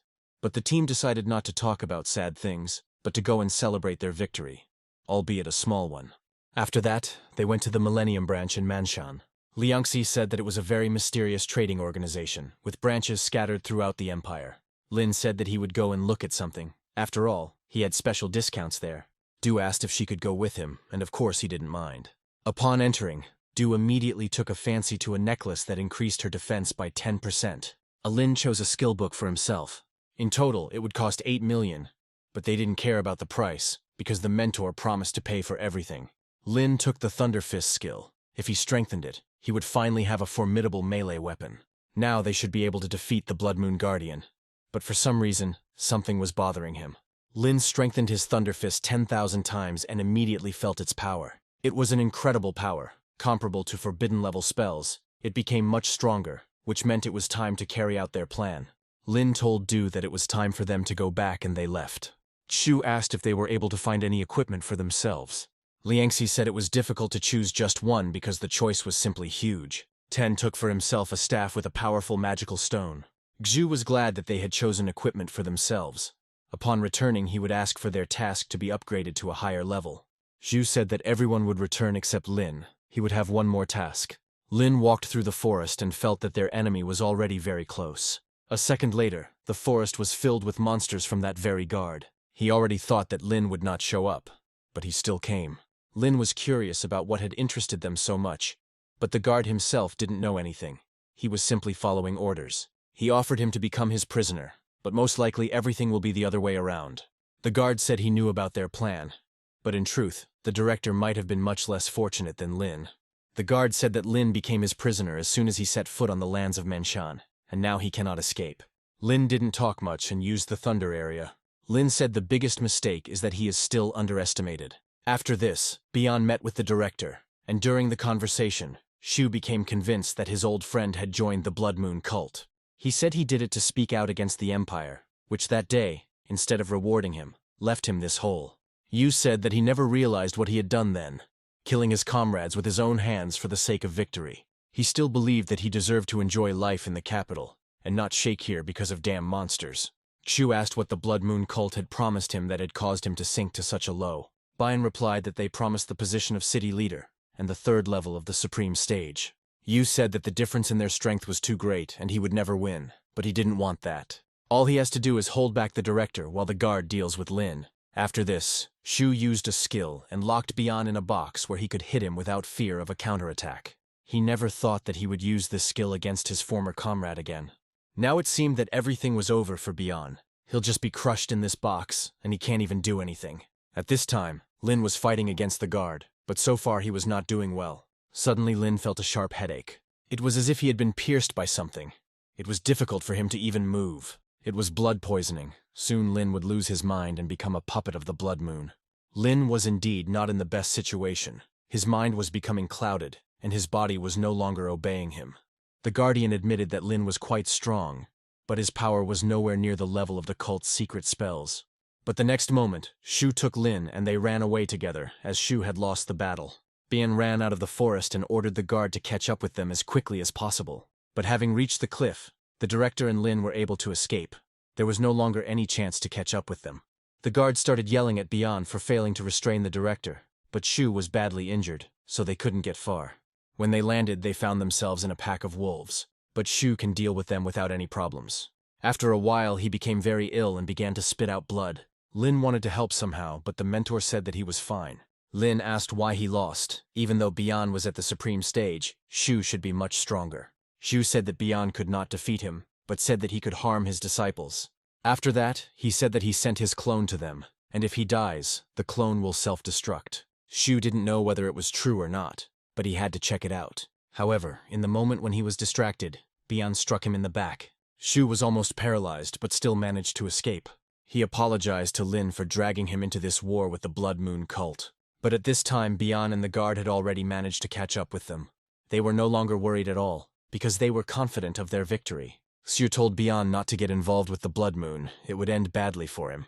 Immediately after that, Shu used a forbidden spell. The guard considered him an idiot, because such power would affect him too. The radius of destruction was so huge that they would not have time to escape. Bian tried to stop the meteorite with his spell, but they greatly underestimated the director. His spell was very powerful. The thing was that Lin was helping the director with his spell. It strengthened allies and weakened enemies. The guard tried to dissuade the director, because then he would die along with his student. But he had one more trump card, a protective spell. When it was all over, the meteorite that fell left a large crater. It seems they have won, and it is time for them to return. But after these words, the director attacks Bian. It turns out that they managed to stop the meteorite and were going to continue the battle. Lin began to heal his mentor. Bian had already forgotten that he still had an altar class. The guard tried to attack Lin, but he easily stopped him. But suddenly he noticed that something was wrong with his mana. The guardian said that he had contaminated his mana with his blood, and if he absorbed it, he would become a demon. But then help came to them. This was the very owner of the Vajra body. He put the guard on the ground without any problems. Lin and Shu thanked him for his help. Without him, things would have been difficult for them. Bian began to complain that they were not letting him take back what originally belonged to him. Shu approached him and said that he would never become stronger because of his actions long ago. Bian replied that they would all die sooner or later, and everything would no longer matter. After this, he told the guard that it was time for them to leave, but he decided otherwise. He took Lin and moved with him. Lin ended up in one of the headquarters of the Blood Moon cult. The guard said that Lin was literally born to become one of them. But he thought differently, and had no intention of becoming such a monster. The guard told him to take his time and look at something first. They brought a guy to the cliff. Apparently they were going to throw him down. Lin told them to let him go immediately, but the guard advised him to put aside his pity. After that, he said that he had 2 classes. If the demon god likes the sacrifice he brings, he will grant him the 2nd class. Currently, Lin is only a gold rank altar, but his strength is not inferior to that of a master of the initial stage of the supreme rank. He can't even imagine how strong he will become after reaching the 2nd grade. But Lin said the more he listened, the more disgusted he became. After this, the guard pushed him off the cliff into a sea of blood. He advised him not to resist, since he would not be saved anyway. But Lin had to do something. Otherwise, he would truly become one of them. This blood consisted almost entirely of demonic chi. The guards were informed that 15 Supreme Stage Masters had been dispatched to search for Lin. But before they could answer, they noticed that something was wrong with the river of blood. Lin's entire body was enveloped in demonic chi, but he continued to resist it. The river of blood began to spread and everyone was told to leave immediately. Lin was able to summon undead using demonic chi. The guard became more and more surprised. Lin was not an ordinary person. Lin said that he would avenge everyone who died at the hands of the guards. The guard sent his men to deal with the Cerberus. But they didn't pose any threat to him. But the guard could still do something. This was his fortress, which meant they played by his rules. Within his spell area, Lin cannot use demonic chi, and the pressure on his mind will only increase. Lin didn't know what to do. He couldn't absorb demonic chi, otherwise he would turn into one of them. Cerberus clearly can't handle the guard. Is he really going to die here? Lin could only absorb the demonic chi little by little. The guard was delighted, because he decided that Lin had finally agreed to join them. But when he saw that Lin continued to maintain his sanity, he decided to add fuel to the fire. He took control of the Cerberus that Lin created. Now he served only him, which meant he could easily attack Lin. The guard gave the command, and the monster actually rushed at Lin. Lin was on the verge and was about to give up. But he remembered another trump card. He was able to transform into Zhang, the master of 3 blades. The guard thought it was nothing more than a cheap fake. But Lin really did become one, but only for 3 minutes. At this time, the masters from Kyochi had already determined Lin's location. Lin's spell hit the Cerberus quite quickly. The Guardian admitted that Lin had won, but sooner or later the cult would rule the world, and he would be waiting for it in hell. Lin didn't understand how, when he was dying, he could talk such nonsense. When he was about to lose consciousness, help came to him. Shu was very worried about him. While they were taking him out, he still lost consciousness, but he will definitely live. While unconscious, Lin saw something very strange. He saw himself in front of him, only in a different guise. After that, he suddenly woke up. Yan started shaking him, but Lin said he was going to vomit. Du immediately brought him some porridge. Liangxi asked if he was sure he was okay. Surprisingly, he felt very well. However, there was something inside him that was trying to consume his mind. Yan said Lin had been unconscious for a week. Lin was surprised, because after the battle with Zhang, he only lay there for 1 day. After that, Shu came to him and said that he was very glad that he was okay. The girl asked to leave them for a while. She needed to talk to Lin. First, she introduced herself. Her name was Qianer. She was very interested in how exactly the guard died. Lin realized that they had found his body, but they did not believe that he had killed him. Lin said that he had a magical treasure with him, given to him by his master. He himself didn't really understand anything. Everything happened too quickly. Xu asked her to give him a rest. After all, he had accomplished something that was practically impossible for a student of his level. Coming out of the room, he asked what they thought of Master Lin. Kui said that he was a rather mysterious person, since nothing had been heard about him and no one knew him. Yu said that no matter what he hides, he remains his student. The next day, Lin felt much better. Yuan said that in honor of his recovery, they were inviting him to dinner.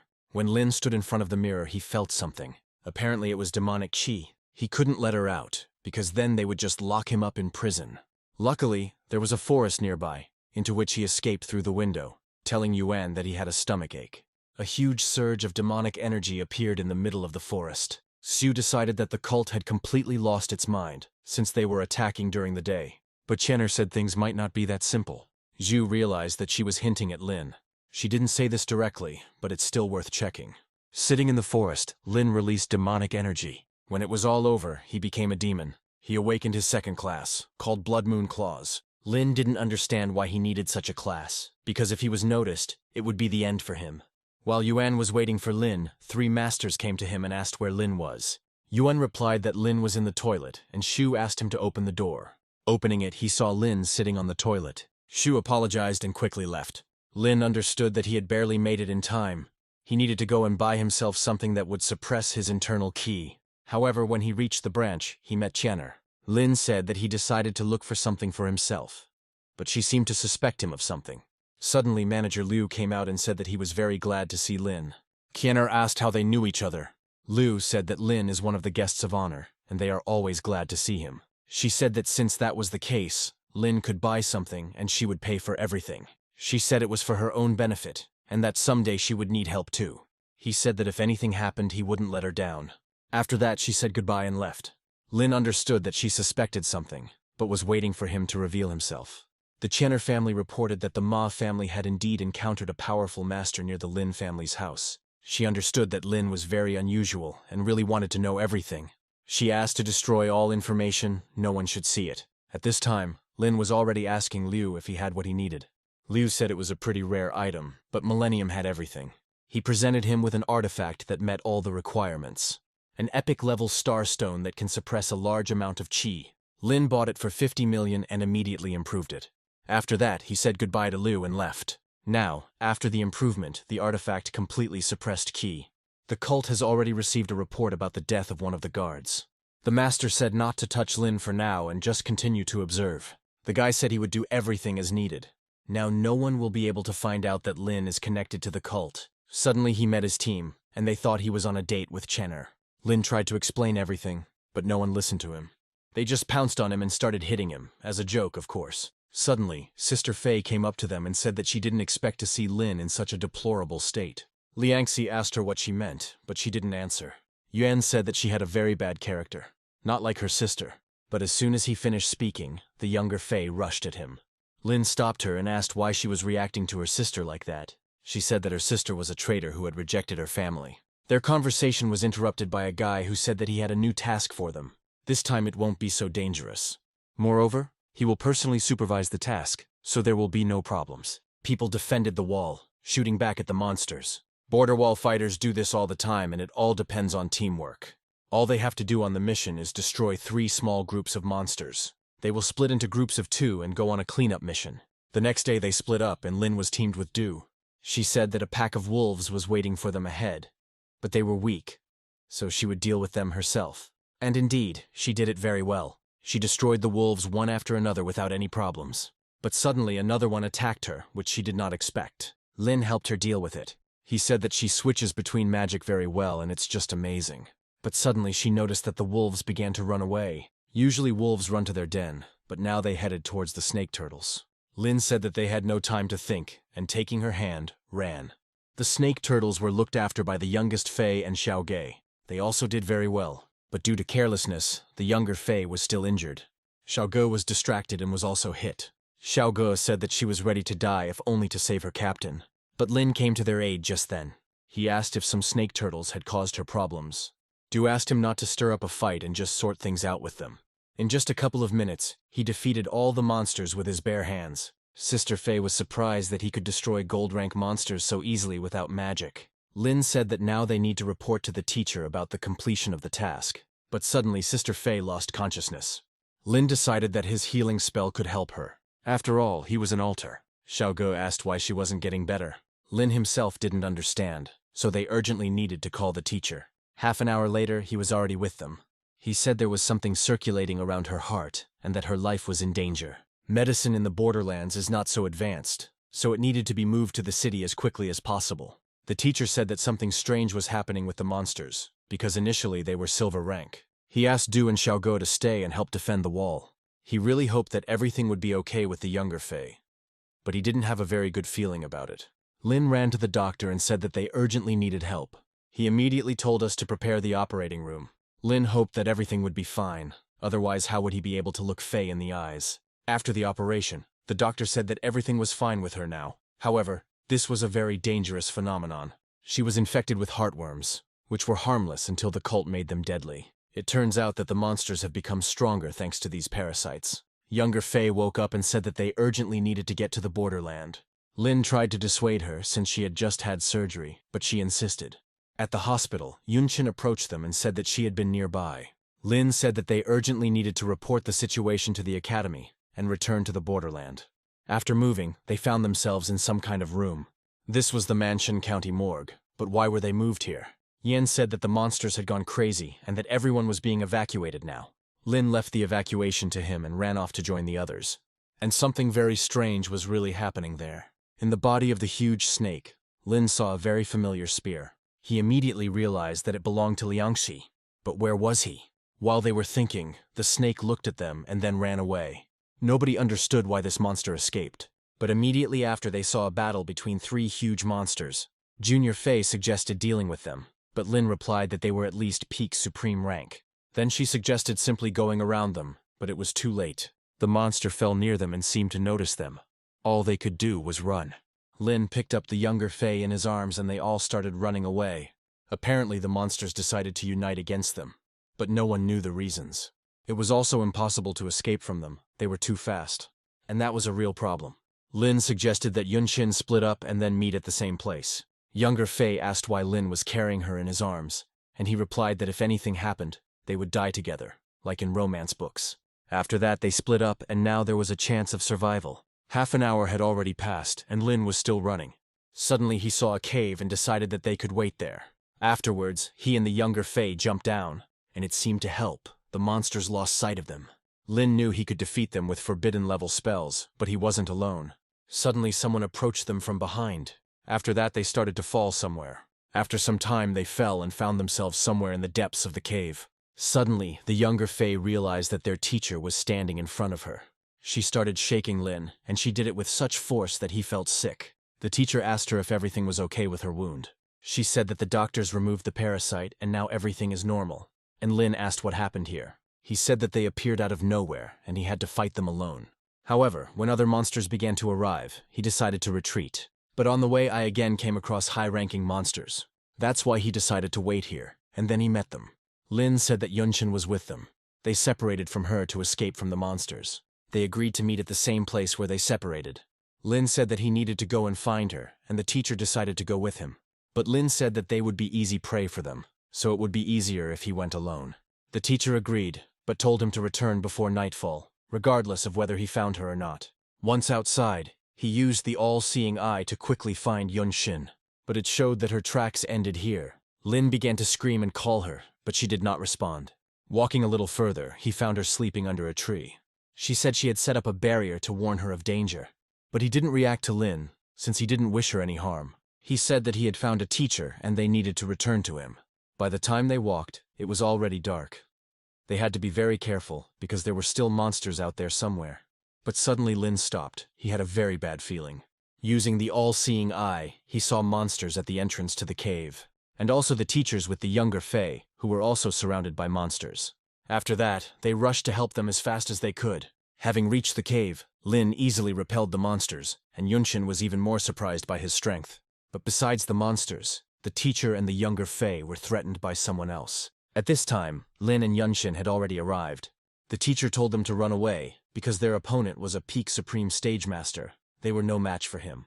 After this, the teacher was mortally wounded and died almost immediately. Younger Fei tried to catch him, but it was already pointless. She was very angry and determined to finish off this master. But Lin came up from behind and turned it on. He did the same with Yunshin and carefully placed the girls aside. His opponent didn't understand why he did this, but Lin replied that he did not want them to see him kill him. This made him laugh really hard. He couldn't even imagine how easy it was for the boy to hurt him. Their master asked them not to touch Lin, but since he came himself, it was a sign. Lin asked if he was afraid that his master would knock the wind out of him. He said that he controls everything within a radius of 5 kilometers. No matter how strong his master is, he will not do anything to him. Lin said that he still had no intention of surrendering to the ordinary 6 of the Blood Moon cult. These words deeply hurt the guard. Lin continued to say that they were simply expendable for the cult. Suddenly the guard thought that Lin was just stalling for time so that his master could arrive. But even so, they would not win. Since he was so confident of his victory, Lin asked him to introduce himself. His name was Dan, he was a tiger spirit. After that, he immediately rushed at Lin with the intention of killing. However, he easily pushed himself off and began to run away from the caves. This was necessary in order not to accidentally touch the girls. When Lin stopped, Dan asked if he really thought he had a chance against him. But Lin simply moved away to a sufficient distance so as not to harm anyone. The next moment, he was already using his Thunder Fist. Dan didn't understand where the Golden Stage Altar got such power from. He felt that he had the strength of at least a master of the highest rank. Dan's spells were already familiar to Lin, since he had them himself. Their blows collided, and Lin was no less effective than his opponent. Dan admitted that Lin was indeed strong. He didn't even think that he actually possessed forbidden spells. He also realized that it was he who killed the previous guard, and not some master. Lin was very amazing. No altar could do that. This is probably why their lord was so interested in him. Now Dan wanted to personally find out all the secrets hidden in Lin's body. At this moment, Lin decided not to hold back and activate his second form. Now he was determined to kill Dan. Dan didn't understand where such a terrifying aura came from. He attacked Lin, but he easily repelled his attack. But the attack was actually quite dangerous. Dan couldn't understand how Lin activated the spell that only cult members could use. But from Lin's appearance, everything was clear.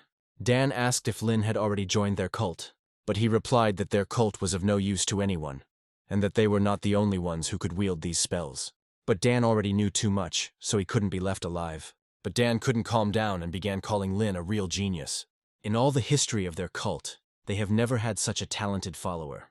He began to persuade Lin to join them, since he had no place among ordinary people. But Lin still considered the cult a bunch of pathetic bastards. These words deeply hurt Dan.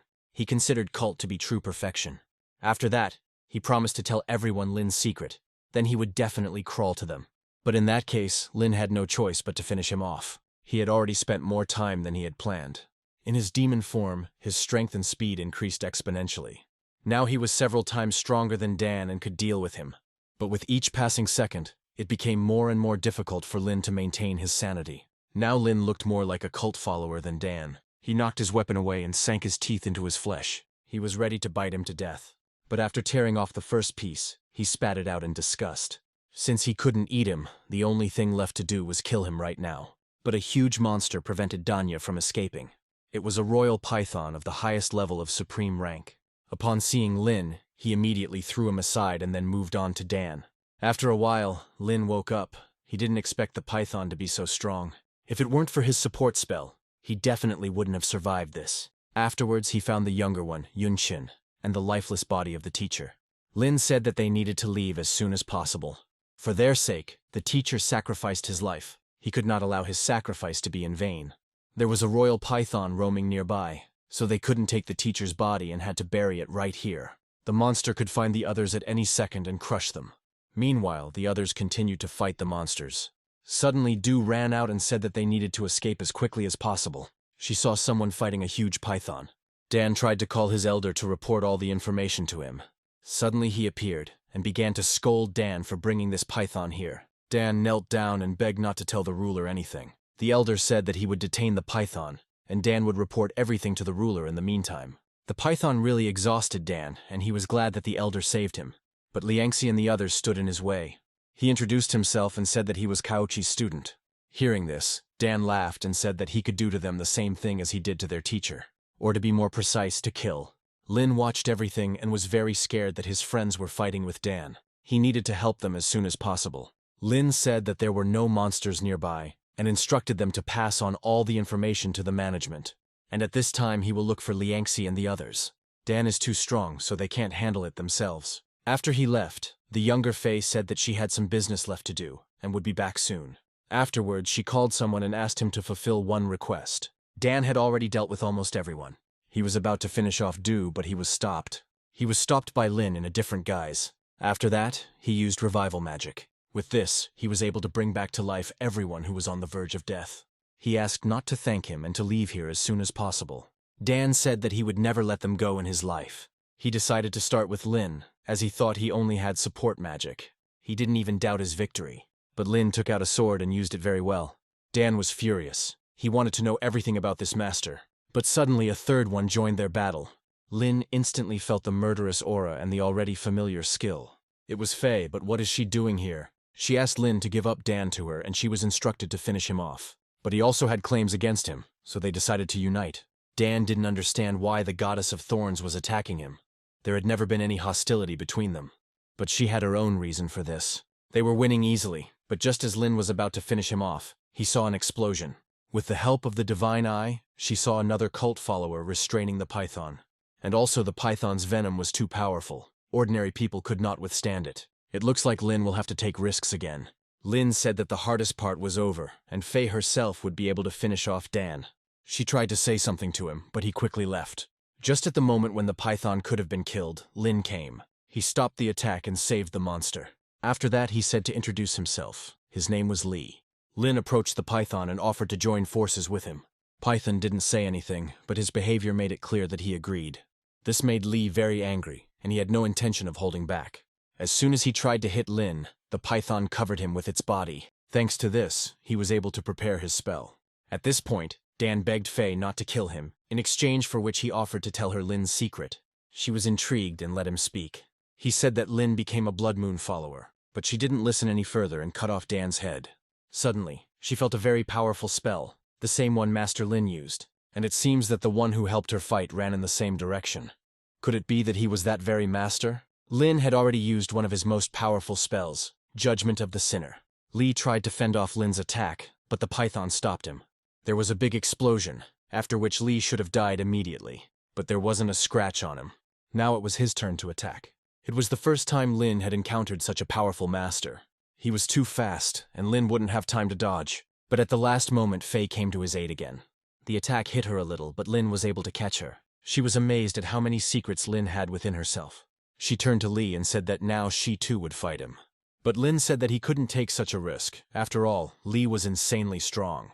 Faye approached him and said that she was very pleased that he was so protective of her. At that moment, Lee began to cast his spell. Faye said to stop him, otherwise things would get very bad for them. After that, Faye used her forbidden technique. Lee held the shield and continued to cast the spell. They still managed to break through the shield. Faye rushed to finish him off, but it was in vain. Lee managed to finish the spell and summon Taktagata. Lin couldn't move. The only salvation was to take on a demonic form. But instead, Faye found herself exposed again. Lin said she shouldn't have done that, but she was glad that he was okay. He laid her on the ground and began healing. Lee said that it was all pointless, because they were already corpses anyway. But Lin had already taken on a different form and was ready for battle. Only now did Lee realize that Lin was the one their lord was looking for. But he didn't care. He just wanted to kill Lee as quickly as possible. Lee said that Lin was the chosen son of their god, and they had no need to fight. Lin had no intention of talking to him and just wanted to fight. Lee felt his aura and even felt fear for a moment. And Lin was already completely ready for battle. Lee was still wondering how he had managed to join the cult while remaining human. But Lin was getting more and more crazy and just wanted to devour Lee. Lee decided to fight anyway and activated his second form. Now Lin wanted to fight even more. While Lee was in this form, he could not be harmed by physical attacks. But Lin succeeded. He didn't believe it and thought it was just a coincidence. But he was unable to take on another form again. Lin began to suck out his chi, causing him to become weak. Lai rushed at him, but Lin pierced his body with one blow. Lin's mind was almost completely clouded, and he could hardly contain himself. He threw Lee to the ground and began to devour him. At that moment, Faye woke up and saw everything. She couldn't believe that Lin had actually become one of the cult. She tried to talk to him, but when he saw her, he smelled a very sweet scent. She told him to control himself, but Lin clung to her. Despite the pain, she still tried to bring him to his senses. She knew it wasn't him doing this, but the demon inside him. She knew him as a man who was ready to do anything for his loved ones, as someone who will always come to the rescue, and as my only friend. After that, she came closer and kissed him tenderly. This finally brought him to his senses. But he told her to leave. He still can't control himself. She tried to object, but he insisted. Faye pretended to leave, but in reality, she decided to just stand back and watch. At this time, Lin tried to contact the demon inside himself. He found himself inside his own mind, and there he met him, with the same monster inside him that almost made him hurt Faye. Lin told him to get out of his head, but he had no intention of doing so. Lin said that in that case he could erase it with one movement of his hand. The demon thought that Lin would not dare to do such a thing, but he was serious. Since the demon is in his body, he will simply destroy it. Lin was very scared, but the fear of harming his loved ones was much greater. The demon said that he would not do this, because everyone was afraid of death. Then Lin gathered all his strength into his fist and struck himself with lightning. The demon told him to stop, because the next blow would be the last. But Lin had no intention of stopping. Either the demon gives in and retreats into the depths of the mind, or Lin will kill it along with himself. At the last moment, the demon recognized him as the leader, and agreed. Lin ordered him to hide and not show himself. Before leaving, he said that Lin would deeply regret this. After that, he lost consciousness. When he woke up, he told Faye that he had done it, but immediately after he passed out again. At the hospital, Faye was always with him, and one day her younger sister came to see him. She said she just came to thank him for saving her. Faye praised her because she had already reached the peak of the golden stage. Afterwards, they had a conversation, and Faye said that she had reasons for leaving her family. She didn't want to talk about them. This made the sister very angry, and she started shouting that Faye was just a traitor. Faye said that someday she would find out everything and forgive her. And immediately after that, she jumped out the window and left. And she left because she noticed the guardian of the Kaoki Academy. He didn't expect to meet her in the borderland. She asked why he, being a master of the holy stage, did not come to help. But he only said that he could not leave the academy without permission. Faye said that if it weren't for Lin, there would be nothing left of the city. She didn't want to continue the conversation, so she just left. After that, Director Shu approached him. He said that most likely there is a traitor among the leadership working for the cult, but this still had to be proven. He also said that the first signs of a natural disaster had appeared on the border. It looks like it's going to be very busy there soon. After some time, Lin finally woke up. Liangxi said that this time he lay there for a whole month and it even scared him. And then he remembered the kiss with Faye, and now he didn't know how to behave. Du said that Faye had returned back to the army. It was good, because he wouldn't have to explain himself to her right now. He also noticed that his friends had changed as well. Du was able to reach the golden stage. Yuan was at the peak of its golden age. Liangxi also reached the golden stage, and Ten was at the peak of his diamond stage. Lin felt like he had been lying there for several years. Liangxi said that since everyone was gathered, they would be able to participate in the 5 Great Academies tournament. If they win, they will receive 20% of the resources for the whole year. Of course, Lin couldn't refuse something like that. As it turned out, they had already signed up there and were just waiting for Lin to recover. After this, the elders entered the room. Lin said that they were just in time and offered to take part in the tournament. It sounded very interesting after all. Resources are never superfluous. Xianer said she would agree if Lin went shopping with her. And of course he agreed. The next day, when he left the hospital, she was already waiting for him. Lin said she looked great. When they walked, all attention was only on them. Or to be more precise, on Lin. Xianer noticed that something was wrong with him. But the next moment, everyone started calling Lin their hero. Qianer said that while he was in the hospital, word spread around the city about him. So now he has fans. Lin took Qianer's hand and they ran. This was not the first time for him. Then he ran around the corner to hide from the crowd. He said that they could hide here. She felt very embarrassed when Lin hugged her. When he looked at her, she said she was just a little out of breath. He suggested that she exit from the other side so that they would definitely not be found. But there he saw that they had already reached the millennium. And since that was the case, he decided to go to Liu. Liu was very happy to see him. He said that he even visited Lin in the hospital. One of the security guards at the entrance asked why Liu was treating this guy like that. He showed him a post that said Lin had been awarded the highest class medal for heroism. At this time, Liu showed him the tiger spirit weapon. Lin realized that Faye had brought it, since she was the one who killed that demon. Liu offered Lin a discount on the item, but he refused. Afterwards, he handed him a note from Faye. An anomaly appeared at the site of their battle with Li. Liu said that Faye gave it to him about a month ago. This was bad, because a natural disaster could break out there any day now. The next day, Lin, in the guise of a master, already headed there. With the help of the divine eye, he immediately found this place. Luckily, the natural disaster had not yet appeared, and he could take the source. But as soon as he jumped, he heard voices. Apparently, he was not the only one who knew about this source. Lin felt a very strong aura. As it turned out, the girl wanted to get a source for her brother. He was an alter and wanted to reach Lin's level. Then her master used a spell and accelerated the development of the natural disaster. Lin was a little scared at first. And then I saw that very source. He had no intention of sharing it with anyone. At this time, the fluctuations in magical power had already been reported to the administration. The master told the girl that she would not go further, because the source could explode. But suddenly Lin appeared and began to break the source barrier. He said that this source would go to him. He is not going to give it to the one who entrusted his development to his sister. The girl started screaming that the source belonged to them. But Lin didn't even listen to her. Having broken the first barrier, he reached the barrier of the source itself. But just as he wanted to break it, he felt himself being attacked. Lin had no doubt that it was that old man. But he was actually aiming at the source. Then Lin began to defend him with all his might. The old man immediately realized that this was a forbidden level spell. But Lin was covered with stones, and no one thought that he had already died.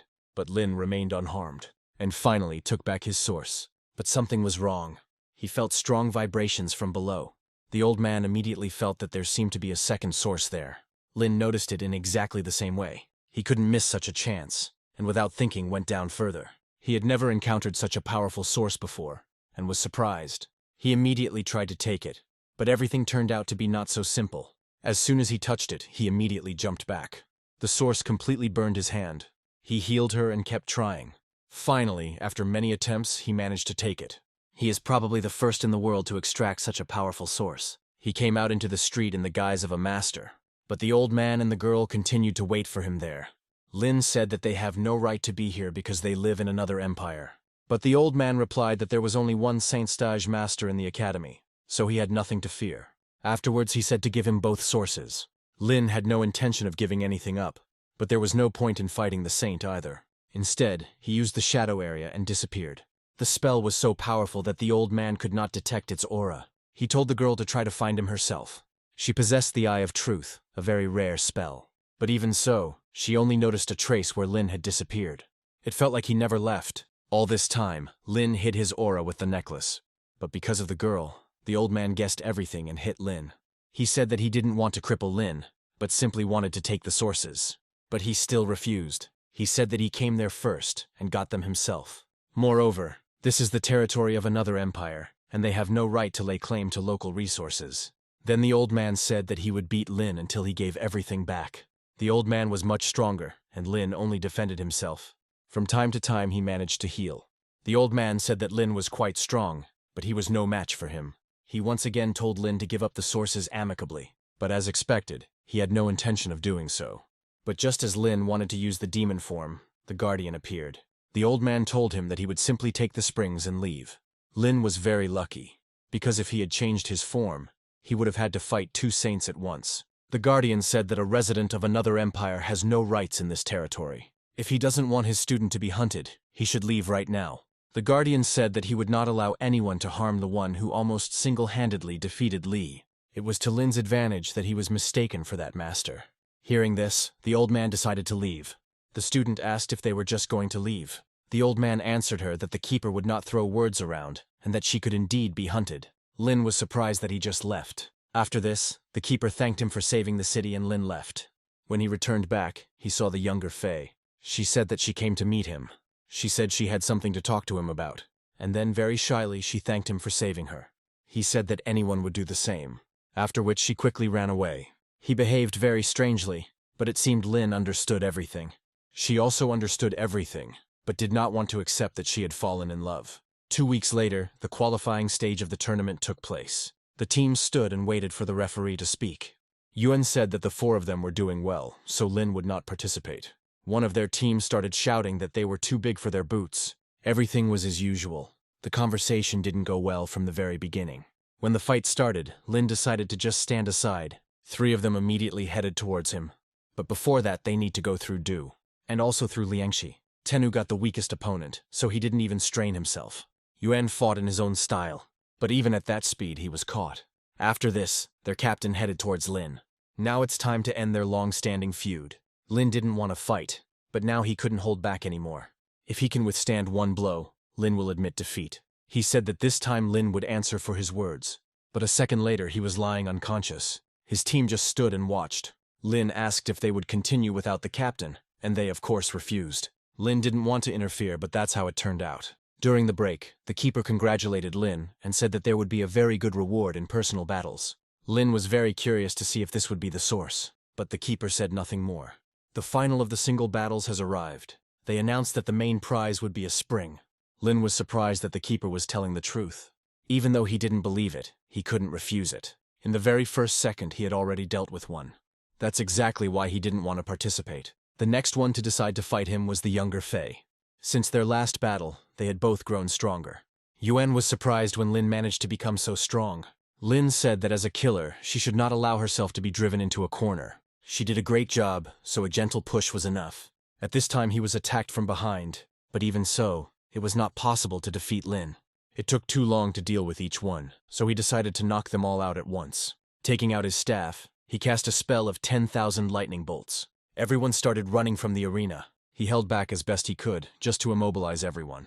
Everyone knew how strong he was, but knocking them all out with just one spell was too much. Now Channer decided to fight him. Lin said he had no intention of holding back. But of course, he didn't fight at full strength. She understood this, and said that he would regret it if he did not fight seriously. One could only envy his speed and reaction, but she was also incredibly strong.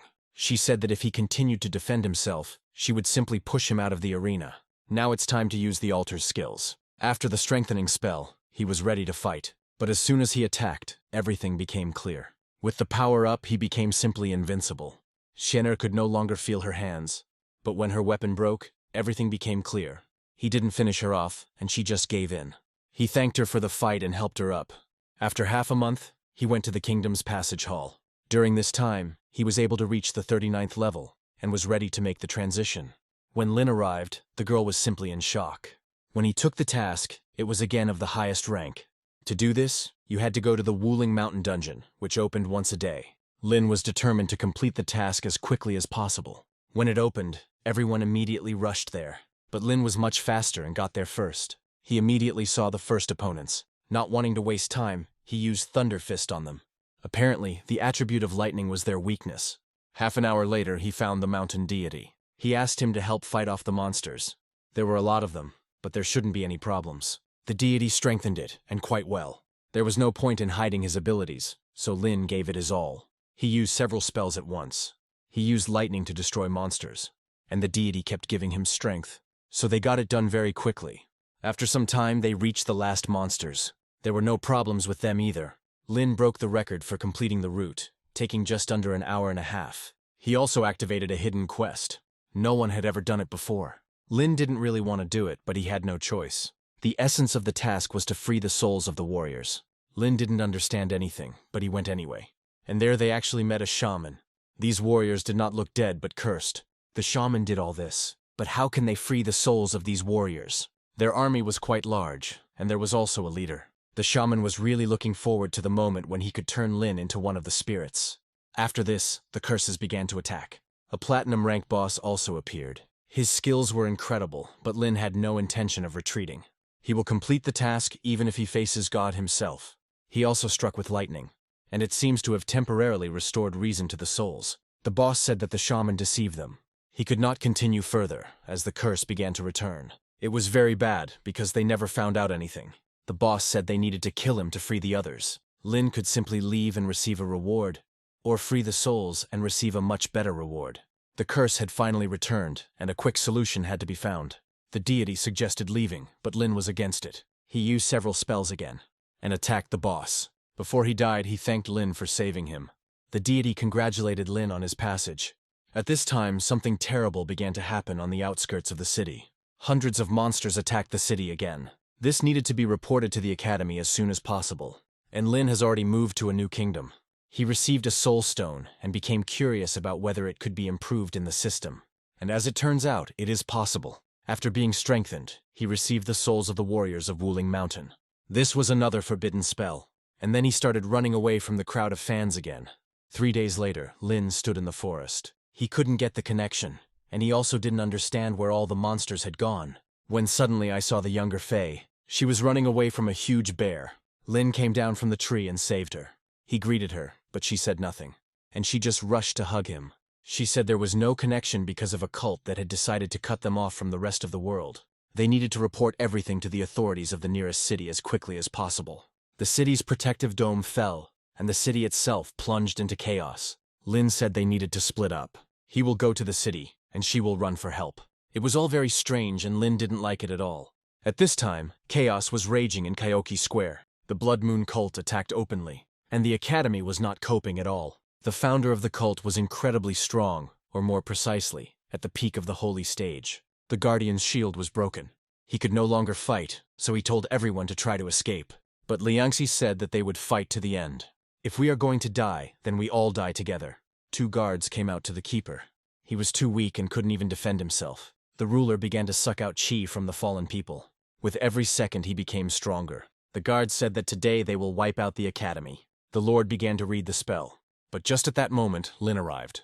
He struck the monsters in the square with his spell, and also 2 guards. After that, he used 3 forbidden-level spells. The Lord was surprised that someone from the academy was capable of such a thing. After that, he healed everyone. Now only the keeper understood what Lin was capable of. And the Lord found out that this was the very guy he had been looking for. He stood out from the rest. Lin immediately felt the power of the ruler. But suddenly he began to raise his monsters. They were much stronger than the academy students. This was a big problem. Lin had a plan, but the Lord stopped it. He attacked Lin so quickly that he didn't have time to react. All he could do was block the attack. Liangxi joined in and began to help Lin. Then he decided to try out his new spell. He summoned an army of undead. The Lord did not understand where he got the summoning spell from.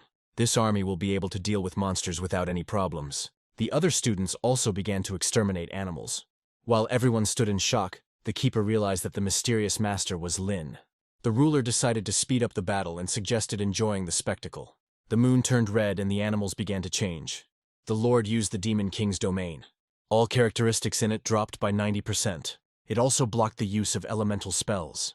But Lin also had a trump card. After changing appearance, all negative effects ceased to work. Now even breathing has become easier. But even one blow from the Lord took away too much HP. A couple more blows like this and Lin might die. The Lord suggested testing how long Lin could hold out. But he still had something to surprise him with. Lin parried blow after blow, and then he recovered, taking the Lord's key. The Lord said that he would not last long, and that he would lose control. The demon inside Lin pressed on him more and more. Even so, he did not lose his mind. The demon offered to simply give him this body, but Lin held out. Lin was so exhausted that he was ready to simply fall. And the constant onslaught of the demon was very annoying. Lin's HP has dropped below critical point. This was precisely his plan. He grabbed the Lord and began to suck out the chi from him. He told him to let go, otherwise he himself would die. But this ending also suited Lin. He had already absorbed more ki than his body could handle. But I had no intention of stopping. Lin completely gave his mind to the demon in order to absorb even more. The Lord's body began to gradually dry out, and before the end, a huge energy ball formed. In a moment it was all over. People gradually began to come to their senses. But suddenly they saw Lin's body. Liangxi ran up and realized that he wasn't breathing. No one understood anything, where the ruler had gone, how it all ended, and what had happened to Lin. Suddenly his heart started beating. He told Liangxi to stop wiping her snot on him. Lin was with them again. After this, I could no longer contain my emotions. Everyone thanked Lin and bounced him in their arms. It was then that the ascent of the only altar of holy rank in history began. On that day, he rid the world of the Blood Moon cult and saved the Kyoki Academy. And legends about him live in the hearts of people to this day.